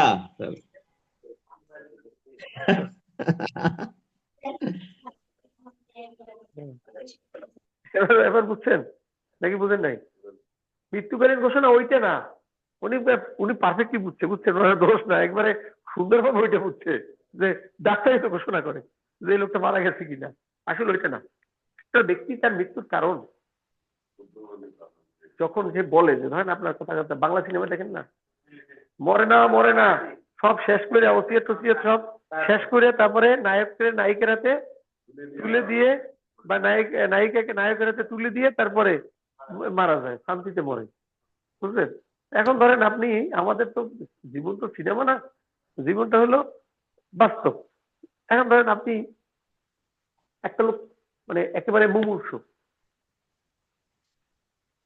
তাকে অনেকে আক্রমণ করছে, পুলিশ তদন্তে গেছে, তখন পুলিশকে সে সাক্ষ্য দিচ্ছে যে আমাকে এইভাবে আমি ইয়ে করছি। হ্যাঁ, ওই দেওয়ার পরে ধরেন 1 দিন বা 2 দিন পরে সে মারা গেছে। তাহলে এই যে তার ঘোষণা, এখন সে তো আদালতে আসতে পারতেছে না, এখন তার এই বক্তব্যটা কি একেবারে বিছা যাবে? না। কেন বিছা যায় না? এখানে বলা হয় মৃত্যুকালীন সময়ে মানুষ মিথ্যা কথা বলে না। যখন তার মনের মধ্যে মৃত্যুর একটা ভয় ঢুকে যায়, ওই মুহূর্তে ওদিকে আর না যায়। তাহলে এখানে কয়টা সার্কামস্টেন্সেস আছে? 8টি। আটটি স্যার। এই 8টি সার্কামস্টেন্সেস নিজেরা একটু পড়ে নেবেন। এখন আমরা চলে আসি 34 ধারায়।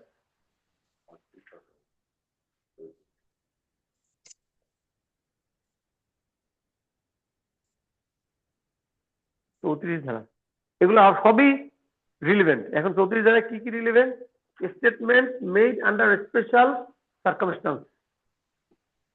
এই স্টেটমেন্ট মানে কিন্তু খালি কোনো মৌখিক বিবৃতি না। স্টেটমেন্ট কিসের মাধ্যমে হতে পারে?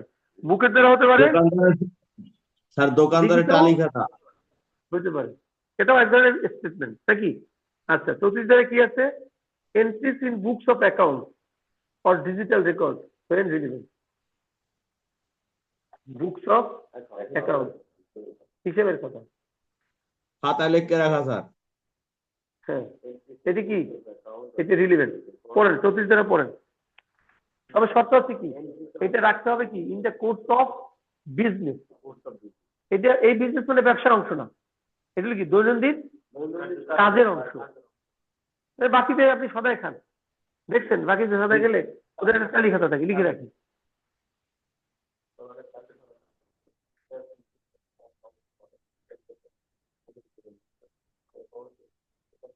স্যার বলেন। আমাদের আমাদের যেটা লিখিত রাখা হয় যে কোনো লেখাই, সেইটাকে এই 34 দ্বারাই তো বলবে যে আমরা যে যার বিষয়ে ইতিহাস লিখে রাখি, যে অমুকের কাছে এটা পাচ্ছি, অমুকের কাছে এটা পাবো, এই 34 ধারা অনুযায়ী স্যার পত্রিকার পাওয়া যাবে নাকি স্যার? আবার একটু বলেন। যে আমরা যেগুলো লিখে রাখি যে আপনার কাছে অমুক, আমি দোকান থেকে মাছ এই নিছি, সদাই নিছি, বিভিন্ন জিনিসপত্র নিছি, তারপর অন্য হিসেবে আমরা যে লিখে রাখি যে তোমার কাছে এই টাকা হ্যাঁ, পাবো। ইয়েস, এটা দোকানদারেরটা ব্যবহার করা যাবে, আপনারটা ব্যবহার করা যাবে। ধরেন আপনি এমন একটা ব্যক্তি যে আপনি প্রতিদিন কত টাকা কোথায় খরচ করেন, এটা আপনি লিখে রাখেন। হ্যাঁ, তাহলে আপনারটা প্রাসঙ্গিক। আপনি যার কাছ থেকে কিনছেন তারটাও প্রাসঙ্গিক। তবে বলছি কি, এইটা প্রমাণের জন্য যথেষ্ট হবে না, মানে এইটার ভিত্তিতেই আদালত যে একটা সিদ্ধান্ত দিয়ে দেবে বিষয়টা এরকমের না। না, লিখে রাখলে আপনার মতো করে বুঝতে পারছেন? জি স্যার, এটা বুঝতে পারছি sir. 35, relevance of entry in public record or digital record made in performance of duty। 35 দ্বারা স্যার পয়েন্ট সরকারি, পাবলিক রেকর্ড, সরকারি, জি স্যার, সরকারি অফিসে। সরকারি অফিসে স্যার। ধরেন আপনি জন্ম ঢুকবেন নিবন্ধন, হাজিরা খাতা, এটা কি? তার জন্ম নিবন্ধন, হ্যাঁ, জন্ম সনদ, মৃত্যু সনদ, রায়, ডিগ্রি, ডিজিটাল খাতা দেখানো প্রাসঙ্গিকতা দলিল,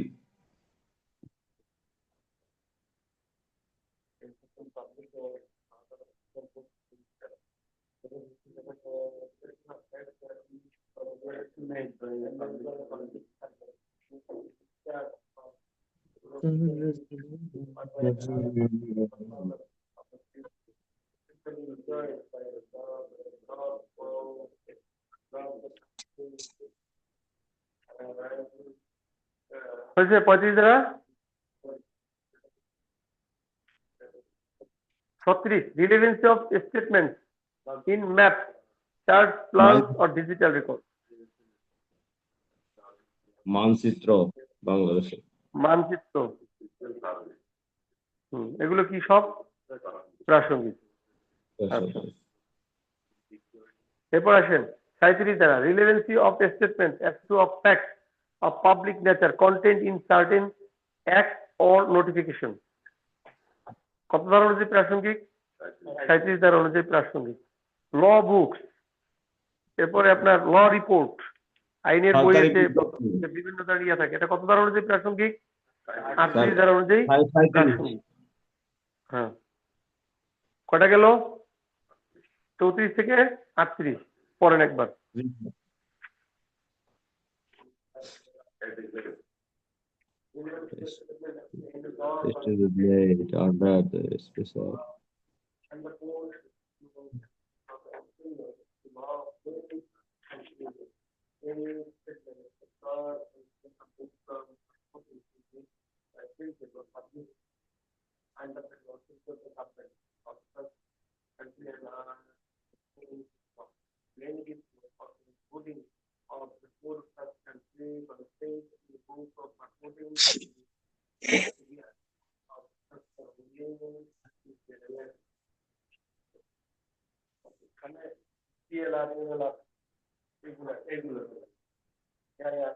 ওর ভিতরে রিপোর্টটা, এটা কি রিলেভেন্ট, প্রাসঙ্গিক। ওকে, এখন আসি আমরা জাজমেন্ট কখন প্রাসঙ্গিক।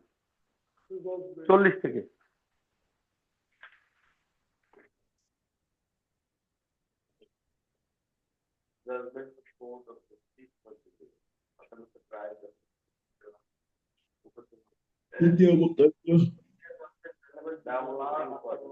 স্যার এটা রেস জুডিকেটার মতোই তো স্যার।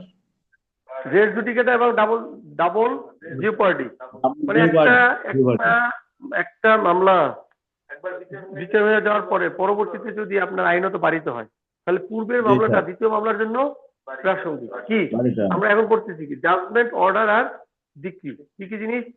জাজমেন্ট, অর্ডার আর ডিক্রি। তাহলে অনেক সময় আমাদের জিজ্ঞেস করে যে সাক্ষ্য আইনে রেস জুডিকেটা আছে কিনা। আছে স্যার, কত ধারায়? 40 ধারায়। 41 relevancy of certain judgment in probate. এখানে 4টা বিষয়, প্রোবেট, ম্যাট্রিমোনিয়াল, আর হলো ইনসলভেন্সি জুরিডিকশন। এইখানে জাজমেন্টটা এটা কনক্লুসিভ প্রুফ। এরপর আসি আমরা এইটা বাদে অন্য জাজমেন্ট কোনটা কোনটা মানে ওই চারটা বাদে অন্য জাজমেন্ট কখন প্রাসঙ্গিক যদি এটা পাবলিক নেচারের হয় জি পাবলিক স্যার জাজমেন্ট এটা Bengali order sir or decrease other than those mentioned in 41 তাহলে 41 এ কয় ধরনের জাজমেন্টের কথা বলছি চার ধরনের are কারণে relevant sir if they relate to matters of a public nature relevant to the inquiry but such judgment order decree are not conclusive proof এটা আবার কি না কনক্লুসিভ প্রুফ না না শুধু রিলেভেন্ট আর ওই যে রিলেভেন্ট এবং কনক্লুসিভ প্রুফ কত দাঁড়ায় 40 আর 41 এর যে পাবলিক স্যার স্যার হ্যাঁ। এবার 43 ধারা পড়েন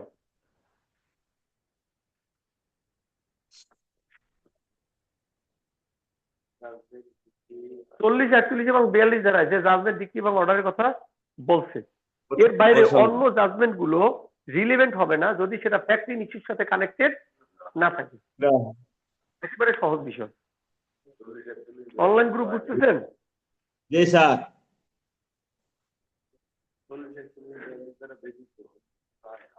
স্যার সরাসরি থাকতে না পারলে কষ্ট হইতেছে স্যার এখন তারপরও আছি স্যার আপনার সাথে স্যার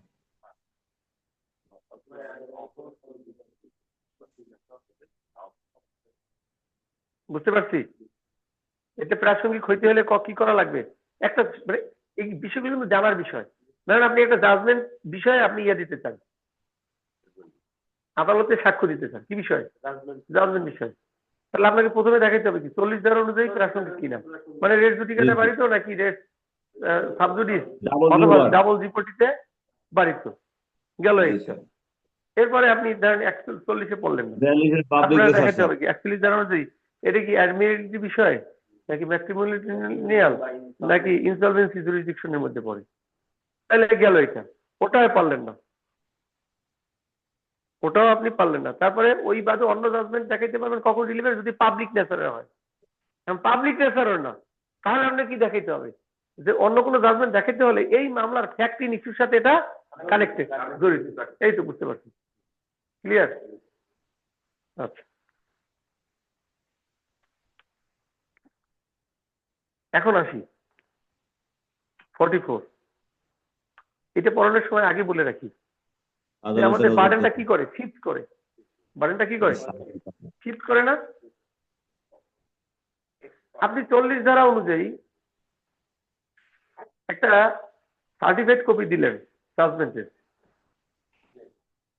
এবং বললেন যে এটা এই মামলাটা রেট জুডিকাটায় বাড়িত আদালত রিলিভেন্ট যেহেতু আপনার ডকুমেন্টটা নিল আমার করণীয় কি আমার বিপক্ষে চলে যাচ্ছে আমি এবার এটা প্রমাণ করতে পারবো যদি আমি দাবি করি যে এই জাজমেন্টটা ওই আদালত যে আদালত দিয়েছে যার জুরিসডিকশন ছিল না অথবা এই জাজমেন্টটা প্রতারণার মাধ্যমে দেওয়া হয়েছে তাহলে এই আমার এই দাবি করা একটা জাজমেন্ট দেওয়ার পরেও ওই জাজমেন্টটা প্রতারণার মাধ্যমে হয়েছে অথবা ওই আদালতের এর এখতিয়ার ছিল না এই বিষয়ে সাক্ষ্য দেওয়ার যে অধিকার এটা আমাকে কে দিয়েছে এভিডেন্স অ্যাক্টের 44 সেকশন তাহলে আমি কি প্রমাণ করতে পারবো জুরিসডিকশন ছিল না অথবা এটা প্রতারণার মাধ্যমে আদায় করা হয়েছে ক্লিয়ার ওই পার্টটুকু রিলেভেন্ট কত ধারা অনুযায়ী 44 ধারা অনুযায়ী 44 আচ্ছা এখন আদালতের এক মিনিট আপনারা 45 ধারা পড়েন এটা জীবনে বহুত পড়ছেন এটার প্রতি বেশি করতে হবে এক্সপার্ট opinion of expert বিদেশি আদালতে বিদেশি আইন বিজ্ঞান শারীরিক ফরেনসিক ডিজিটাল চারুকলা হাতের লেখা হাতের ছাপ পায়ের ছাপ হাতের তালুর ছাপ চোখের ব্যবহারিক টেকনিক শব্দ ব্যক্তি ও প্রাণীর পরিচয় শনাক্ত করার জন্য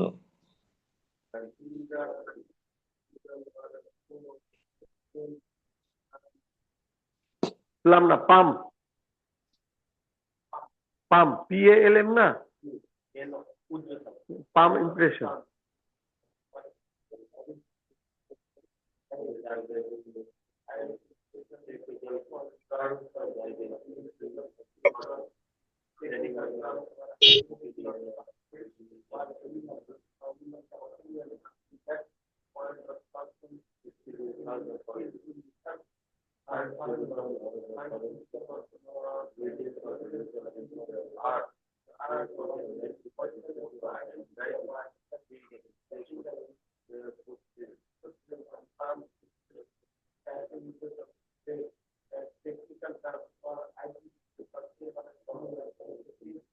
আচ্ছা, তাহলে এখানে অনেকগুলো বিষয়ের উপরে যদি কোনো ওপিনিয়নের প্রয়োজন হয়, তাহলে এই বিষয়ে কে ওপিনিয়ন দিবে?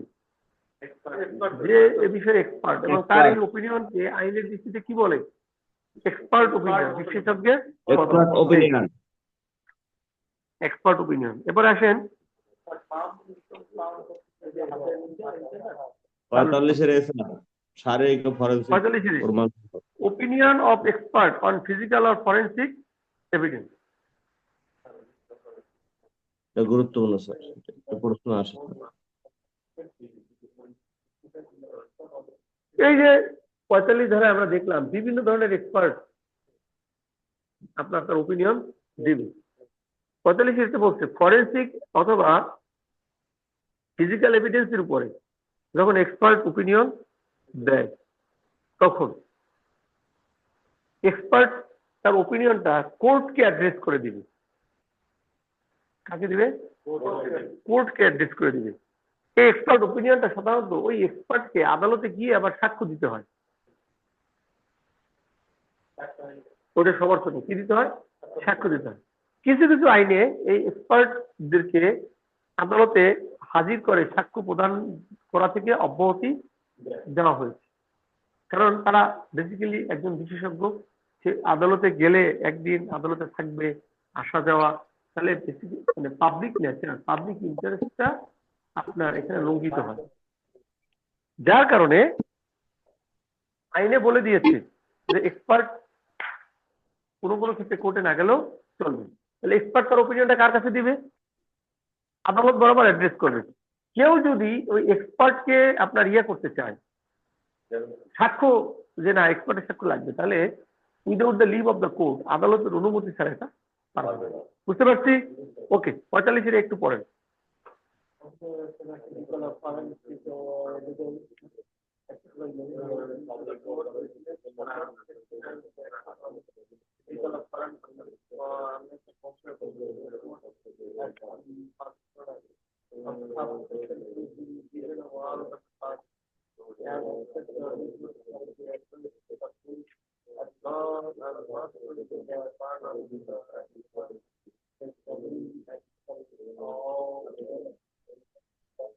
যেন ওই লিডারকে দেন।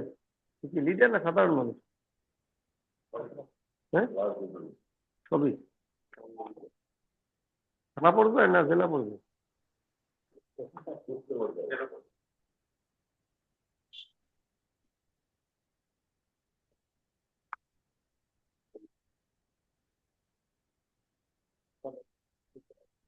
জি, কোনটা পড়তে বললাম? 45 ক্লিয়ার? আচ্ছা, 46 ফ্যাক্ট বিয়ারিং আপন ওপিনিয়ন অফ এক্সপার্ট। এক্সপার্ট যে একটা ওপিনিয়ন দিবে, তাহলে এই ওপিনিয়নটা তো কিছুর উপর ভিত্তি করে তাকে দিতে হবে।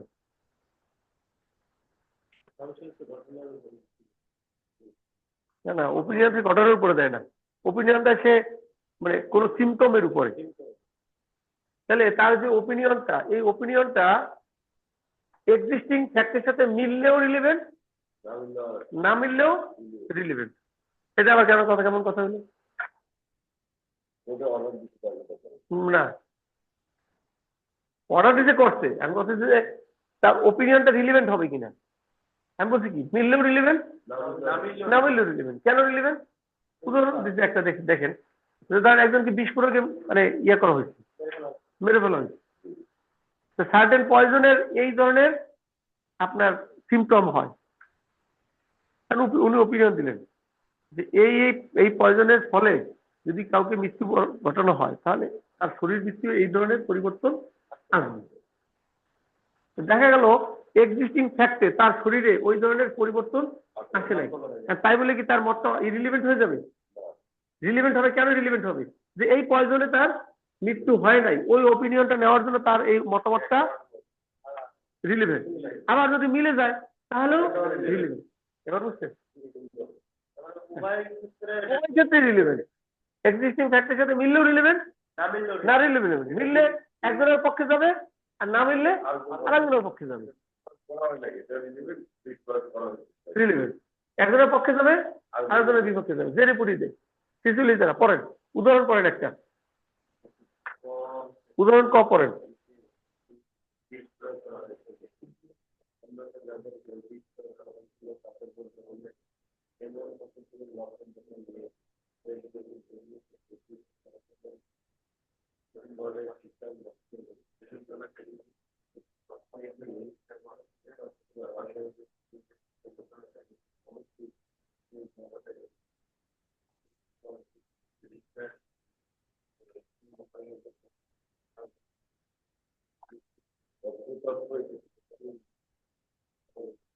হারবার না? ইংরেজি, ইংরেজি কি? ইংরেজি দেখেন।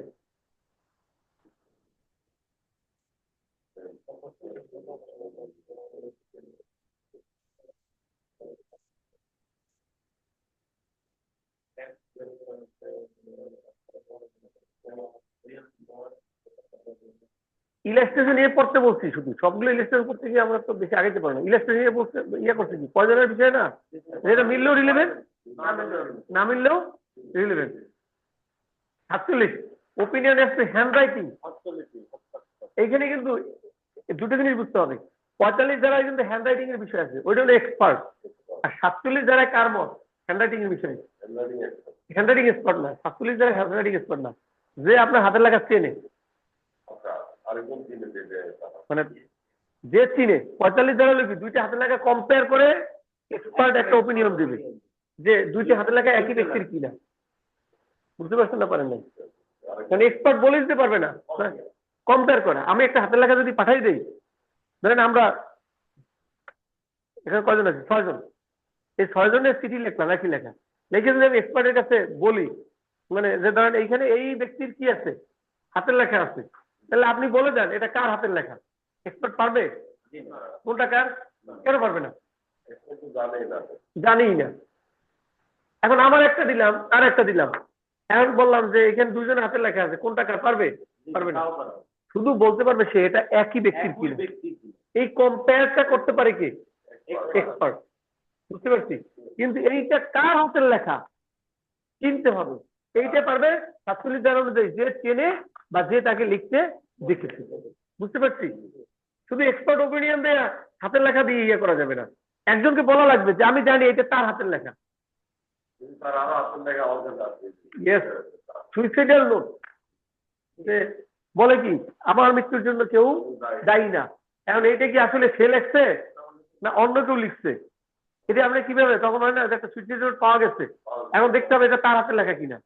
এই জন্য তার পরিবারের সদস্যদের কাছ থেকে ইয়েস এই হাতের লেখাটা তার কিনা, যদি বাবা মা স্বীকার যায় যে হ্যাঁ পরিবারের সদস্যরা স্বীকার যায় এটা তার হাতের লেখা, তার আর এক্সপার্টে যাবে না।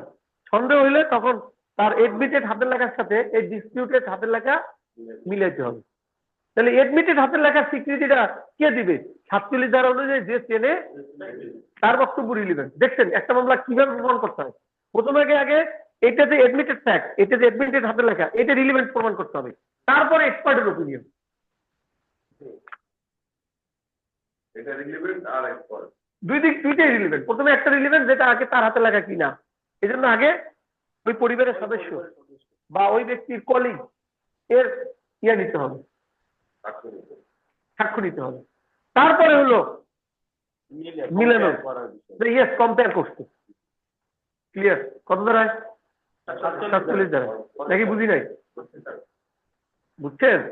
আচ্ছা, তাহলে 48 আর 49 নিজেরা পড়েন, প্রশ্ন করবো আমি।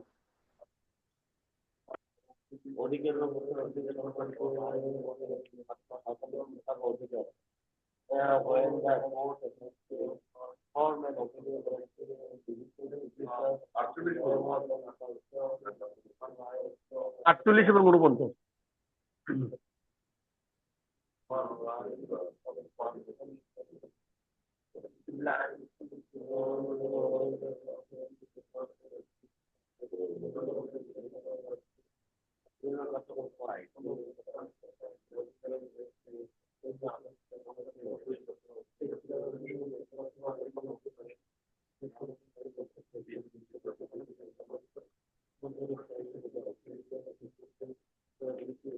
এই কি বলতে বললাম, সহজ বিষয়। একটা হচ্ছে রাইট কাস্টম, আর একটা হচ্ছে কি ইউজেস আর জেনেট। কার যে ওইটার অস্তিত্ব সম্পর্কে জানে, সহজ কথা। সাধারণত এই সব ক্ষেত্রে আমরা ধরে নেই যে ওই এলাকার যে বয়স্ক ব্যক্তি সে জানবে, বা যদি শিক্ষিত হয় তাহলে সে এটা জানবে। আর 47-এর A, opinion as to digital signature where relevant. Digital স্বাক্ষরের ব্যাপারে এই ব্যক্তি এই স্বাক্ষরটা ডিজিটাল স্বাক্ষর কিনা এটা সার্টিফাইং অথরিটি, সার্টিফাইং অথরিটির বক্তব্য রিলেভেন্ট, প্রাসঙ্গিক। কত ধারা অনুযায়ী? 47-এর এ। আচ্ছা, 50 ধারা, ওপিনিয়ন অ্যাজ টু রিলেশনশিপ। কি বিষয়ে? সম্পর্কের বিষয়ে মত।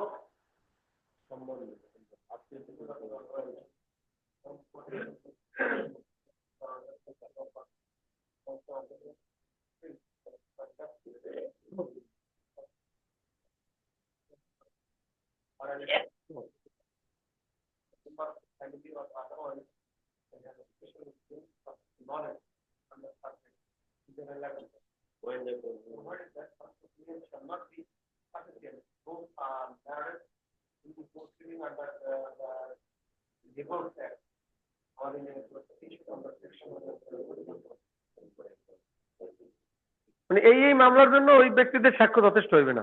মানে কি, ধরেন দুইজন ব্যক্তি, একজন নারী এবং একজন পুরুষ, একই ঘরে বসবাস করতেছে, প্রতিদিন সকালে যাচ্ছে আবার আসতেছে, তাদের একটা বেবিও আছে। এই ব্যাপারে অনুমান কি? স্বামী স্ত্রী, আর ওইটা তাদের সন্তান। এই ব্যাপারে এইটা রিলেশনশিপ বিষয়ে সাক্ষ্য দিতে পারবে। তবে এইখানে যদি অ্যাডাল্টারির কোনো মামলা হয় তাহলে এই এই ওপিনিয়নটা যথেষ্ট হবে না। তাকে প্রমাণ করা লাগবে যে এটা লিভ টুগেদার না, তাদের মধ্যে কি হয়েছে, বিয়ে হয়েছে। Yes. সেখানে শুধুমাত্র যারা এই আশেপাশের আছে এরা বক্তব্য দিলে হলো না, যে না তাদের স্বামী স্ত্রী হিসেবে দেখি। বুঝতে পারছি? আচ্ছা, এরপরে গ্রাউন্ডস অফ ওপিনিয়ন হয়ে রিলিভেন্ট। এটা হলো ওই যে 46 ধারার মতো, যে যেমন এক্সপার্ট ওপিনিয়ন দিলে এক্সপার্টের মানে ওপিনিয়নের গ্রাউন্ডসটাও রিলেভেন্ট, ঠিক তেমনি আমাদের 51 ধারায়ও এই ওপিনিয়নের যে রিলেশনশিপের উপরে বা এই যে আপনি মতগুলো দিচ্ছেন এই গ্রাউন্ডটাও কি রিলেভেন্ট, প্রাসঙ্গিক। কিসের ভিত্তিতে আপনি এই মত দিয়েছেন এটাও প্রাসঙ্গিক। বুঝতে পারছি? এখন দেখেন 45 থেকে আমরা 51 ধারা পর্যন্ত যেটা পড়লাম, এক্সপার্টের শুধুমাত্র একটা 45, বাকিগুলো কিন্তু এক্সপার্ট হওয়ার দরকার নাই। 46, 47, 48, 49, 50 এগুলো একটাও এক্সপার্ট নাকি? না, শুধু ওই বিষয়ে তার জ্ঞান আছে। মনে থাকবে, অনেকে ভুলে বলে যে এক্সপার্ট ওপিনিয়ন হলো 45 থেকে 51। নো, এক্সপার্ট শুধু একটা, লিস্ট করে দেওয়া আছে যে কোন কোন বিষয়ে মত দিলে সে, আর বাকিগুলো এক্সপার্ট না, তার ওই বিষয়ে কি আছে, জ্ঞান আছে, সে চেনে, হাতের লেখা চেনে, সম্পর্কের বিষয়ে জানে। এই জন্য চ্যাপ্টারটার নাম দেখেন ওপিনিয়ন অফ থার্ড পার্সন। একটু একটু বুঝে বুঝে বলেন, সে তো মূল মামলা কেউ না। বা এই 45 থেকে আমরা 51 পর্যন্ত যা পড়ছি প্রত্যেকেই কি থার্ড পার্সন, তৃতীয় ব্যক্তি, মামলার পক্ষ না। মনে থাকবে? এইভাবে বুঝে বুঝে একটু পড়বেন। ওপিনিয়ন অফ থার্ড পার্সন হয়ে রইলেন, তৃতীয় পক্ষের মত তখন প্রাসঙ্গিক। যখন এই বিষয়ে ধরেন আপনার এই কি বলে সায়েন্সের বিষয়ে আঙ্গুলের ছাপের বিষয়ে মত লাগবে, তখন কার মত এক্সপার্টের? যখন এরা স্বামী স্ত্রী কিনা এই আমার ওপিনিয়ন দরকার, কার দরকার? যারা ক্লিয়ার, এটা হাতের লেখা অমুকের কিনা আমার আমার মত দরকার, যে তার হাতের লেখা চেনে তার মত প্রাসঙ্গিক। বুঝতে পারছি? যে চেনেছে এখন বোঝা যায়। সেখানকার অনেকে বলে কঠিন।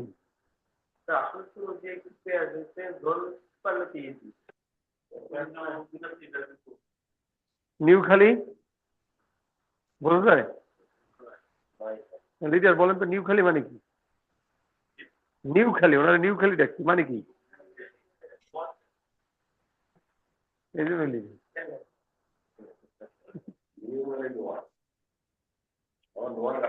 আচ্ছা, এই নোয়াখালী কেউ থাকলে আবার ইয়ে করেন না, আপনাদের আমরা বিভাগ ঘোষণা করে দেবো।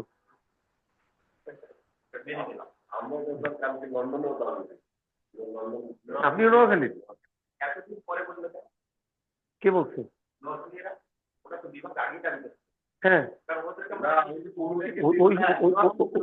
ওই সময় তো মত প্রকাশের স্বাধীনতা ছিল না। ওইখানে তো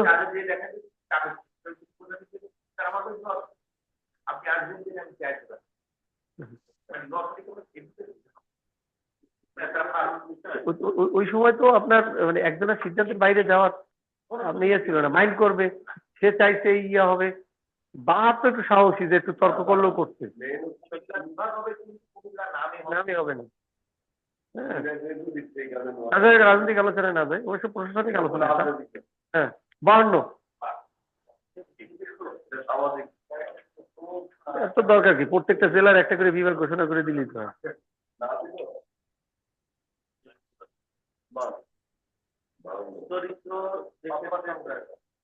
In civil cases, character to prove conduct imputed irrelevant. Civil মামলায় চরিত্র অপ্রাসঙ্গিক, ফৌজদারি মামলায় ভালো চরিত্র প্রাসঙ্গিক, খারাপ চরিত্র তবে যদি বারবার ঘুঘু তুমি খেয়ে যাও ধান তাহলে প্রাসঙ্গিক। কত ধারা অনুযায়ী? ভালো করে পড়েন। 54 ধারা নাকি?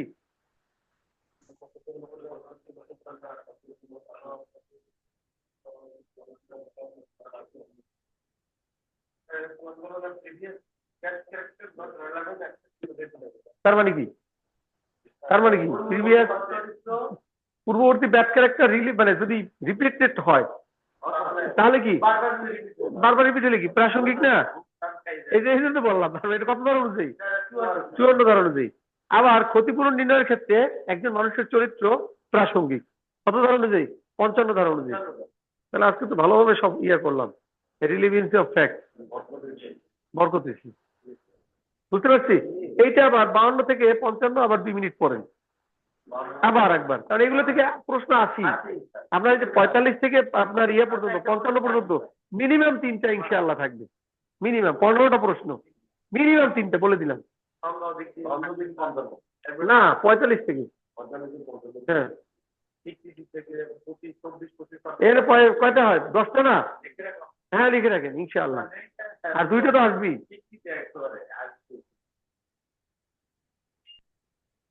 আপনি প্রপোর্শন করেন, ভাগ করেন।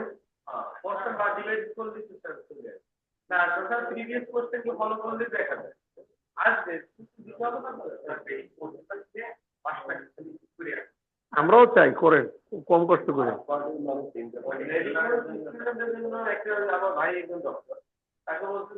বেশি রেজাল্ট দরকার নেই, ওখানে আছে পাস আর ফেল, ওখানে যে কোনো জিপিএ বা ফার্স্ট ক্লাস মেডিকেলে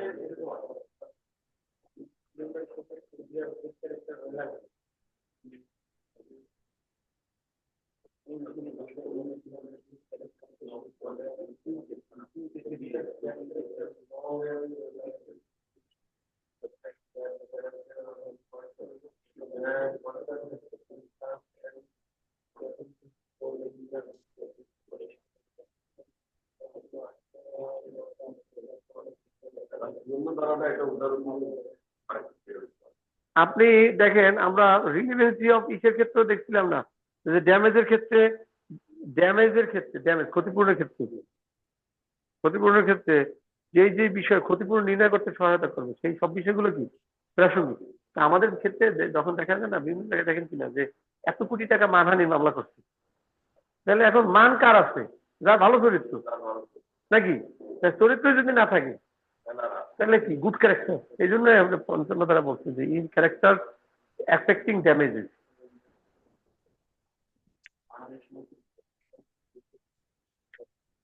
ওকে 2 মিনিট শেষ। এখন আমরা পড়বো তাহলে রিলেভেন্ট কি ইরিলেভেন্ট এগুলো তো বুঝলাম। রিলেভেন্ট হলে কি করতে হবে? সাক্ষ্য দিব, প্রমাণ করতে হবে। তবে আগে একটা জিনিস বুঝে নেই, প্রমাণে যাওয়ার আগে কোন কোন জিনিস প্রমাণ করার দরকার নেই। দুইটা জিনিস, একটা হচ্ছে যেটা আদালত জুডিশিয়াল নোটিসে নেবে 56 ধারায়, সেটা প্রমাণ করতে হবে না। আর 58 ধারায় বলছে কি admitted fact need not be proof. Clear? আচ্ছা, এখন কোনটা কোনটা জুডিশিয়াল নোটিসে নেবে এই তালিকাতে 57 ধারায়। আচ্ছা, এখন এডমিশনটা কখন হইতে হবে? 58 ধারায় একটু পরেন, আমি জিজ্ঞেস করি দেখি উত্তর দিতে পারেন কিনা। 58 ধারায় যে বলা হয়েছে এডমিটেড ফ্যাক্ট, এই এডমিশনটা বা এই স্বীকৃতিটা কোন সময় হইলে প্রমাণ করা দরকার হবে না? সময়টা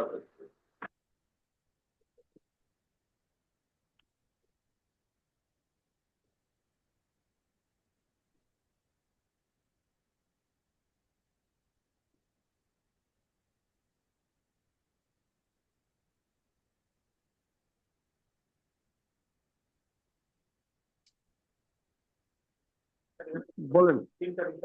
এই যে ফাইন বের করতে পারছেন। এট দ্য হিয়ারিং, কখন? শুনানির সময়। Or before the hearing, they agree to admit by any writing under their hands, লিখিত ভাবে স্বীকৃতি দিতে হবে। or which by any rule or pleading in force at the time there, মানে কি প্লিডিং মানে কি আরজি এবং জবাবের সময় যদি স্বীকার করে, তাহলে কয় ক্ষেত্রে? শুনানির সময়, শুনানির পূর্বে এটি কি হইতে হবে? লিখিত। আর প্লিডিং এর মাধ্যমে, আরজি এবং জবাবের মাধ্যমে। তাহলে ওইটা প্রমাণ করার দরকার নেই। এই জন্য বারবার বুঝেছি না সিবিসির সময় যে আপনি বললেন আমি তার কাছে 10 লাখ টাকা পাই, সে বলছে টাকা পায় দিয়ে দেবো, তাহলে ওই মামলা ট্রায়াল হবে নাকি এডমিশনের ভিত্তিতে জাজমেন্ট হয়ে যাবে? এডমিশনের জাজমেন্ট হয়ে যাবে। আর যদি বলে পাই না, তখন ওরে বেঈমান 17 ধারা 18 ধারা, তুই তো বলছিলি এই এই স্যারের সামনে বসা, অমুকের সামনে বসা নাকি? আচ্ছা, গল্প করতেছি, দুষ্কর্মী না করলে তো পড়ানো দিয়ে হবে। তাহলে 56, 57 এবং 58 ক্লিয়ার? 3 মিনিটে ওকে। এখন আসি, প্রমাণ তো আমার করা লাগবে। আমি কি দিয়ে প্রমাণ করবো? সাক্ষ্য দিয়া। সাক্ষ্য কয় প্রকার? ওরাল, ডকুমেন্টারি আর ডিজিটাল আর ফরেনসিক। এখন আসি আমরা, যদি মৌখিক বিষয় হয় তাহলে আমি কি দিয়ে প্রমাণ করব? মৌখিক সাক্ষ্য দিয়ে। মৌখিক সাক্ষ্য কি কাকে বলে? যেটা বাংলা সিনেমায় দেখেন দক্ষিণ দাঁড়াইয়া বলে যাহা বলিব সত্য বলিব, সত্য বলিয়া মিথ্যা বলিব না। এই শপথ কোর্টেও করতে হয়, ঠিক আছে? আচ্ছা, তাহলে 59 ধারা, all fact except the contents of A document,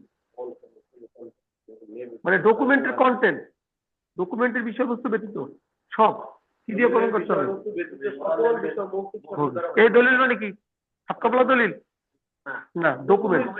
হ্যাঁ, তাহলে দলিল বলবেন না, বলবেন ডকুমেন্ট। তাহলে আমার কাছে নিজের কাছে মনে হয় সাতকাপলা দলিল মতো লাগে।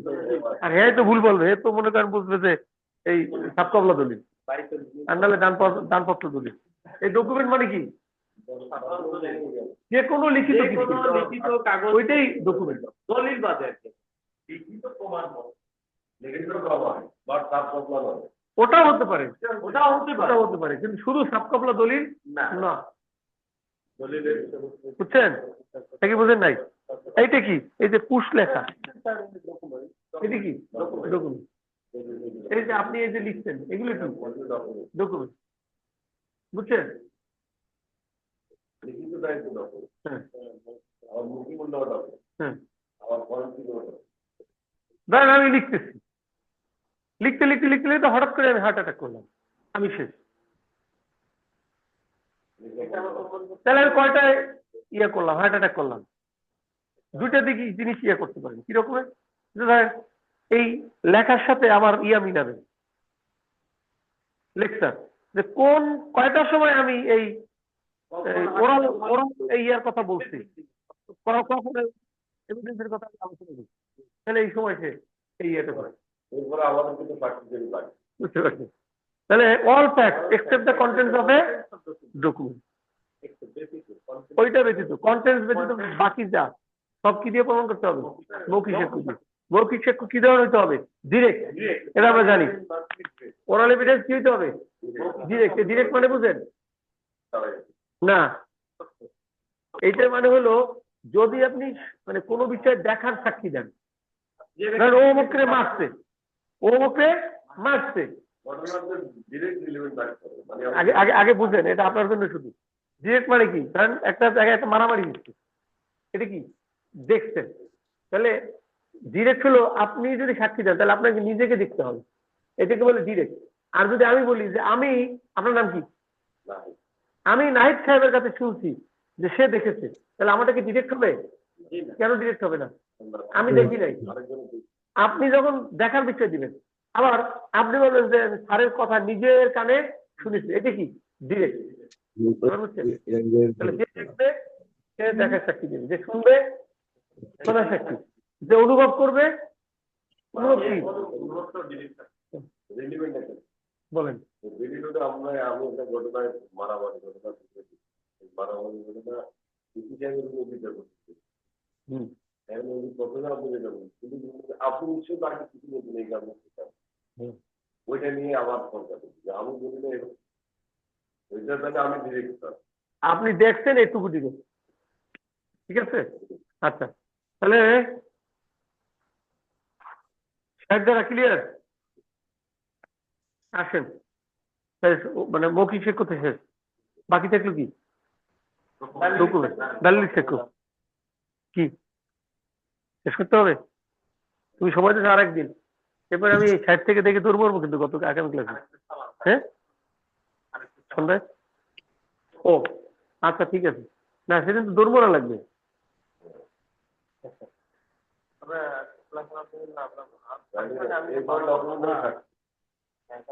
হ্যাঁ একটু পরে আসেন আপনারা। হুম। ওই যে অথরিটি নিষেধ করছে, চাকরি থাকবে আমার।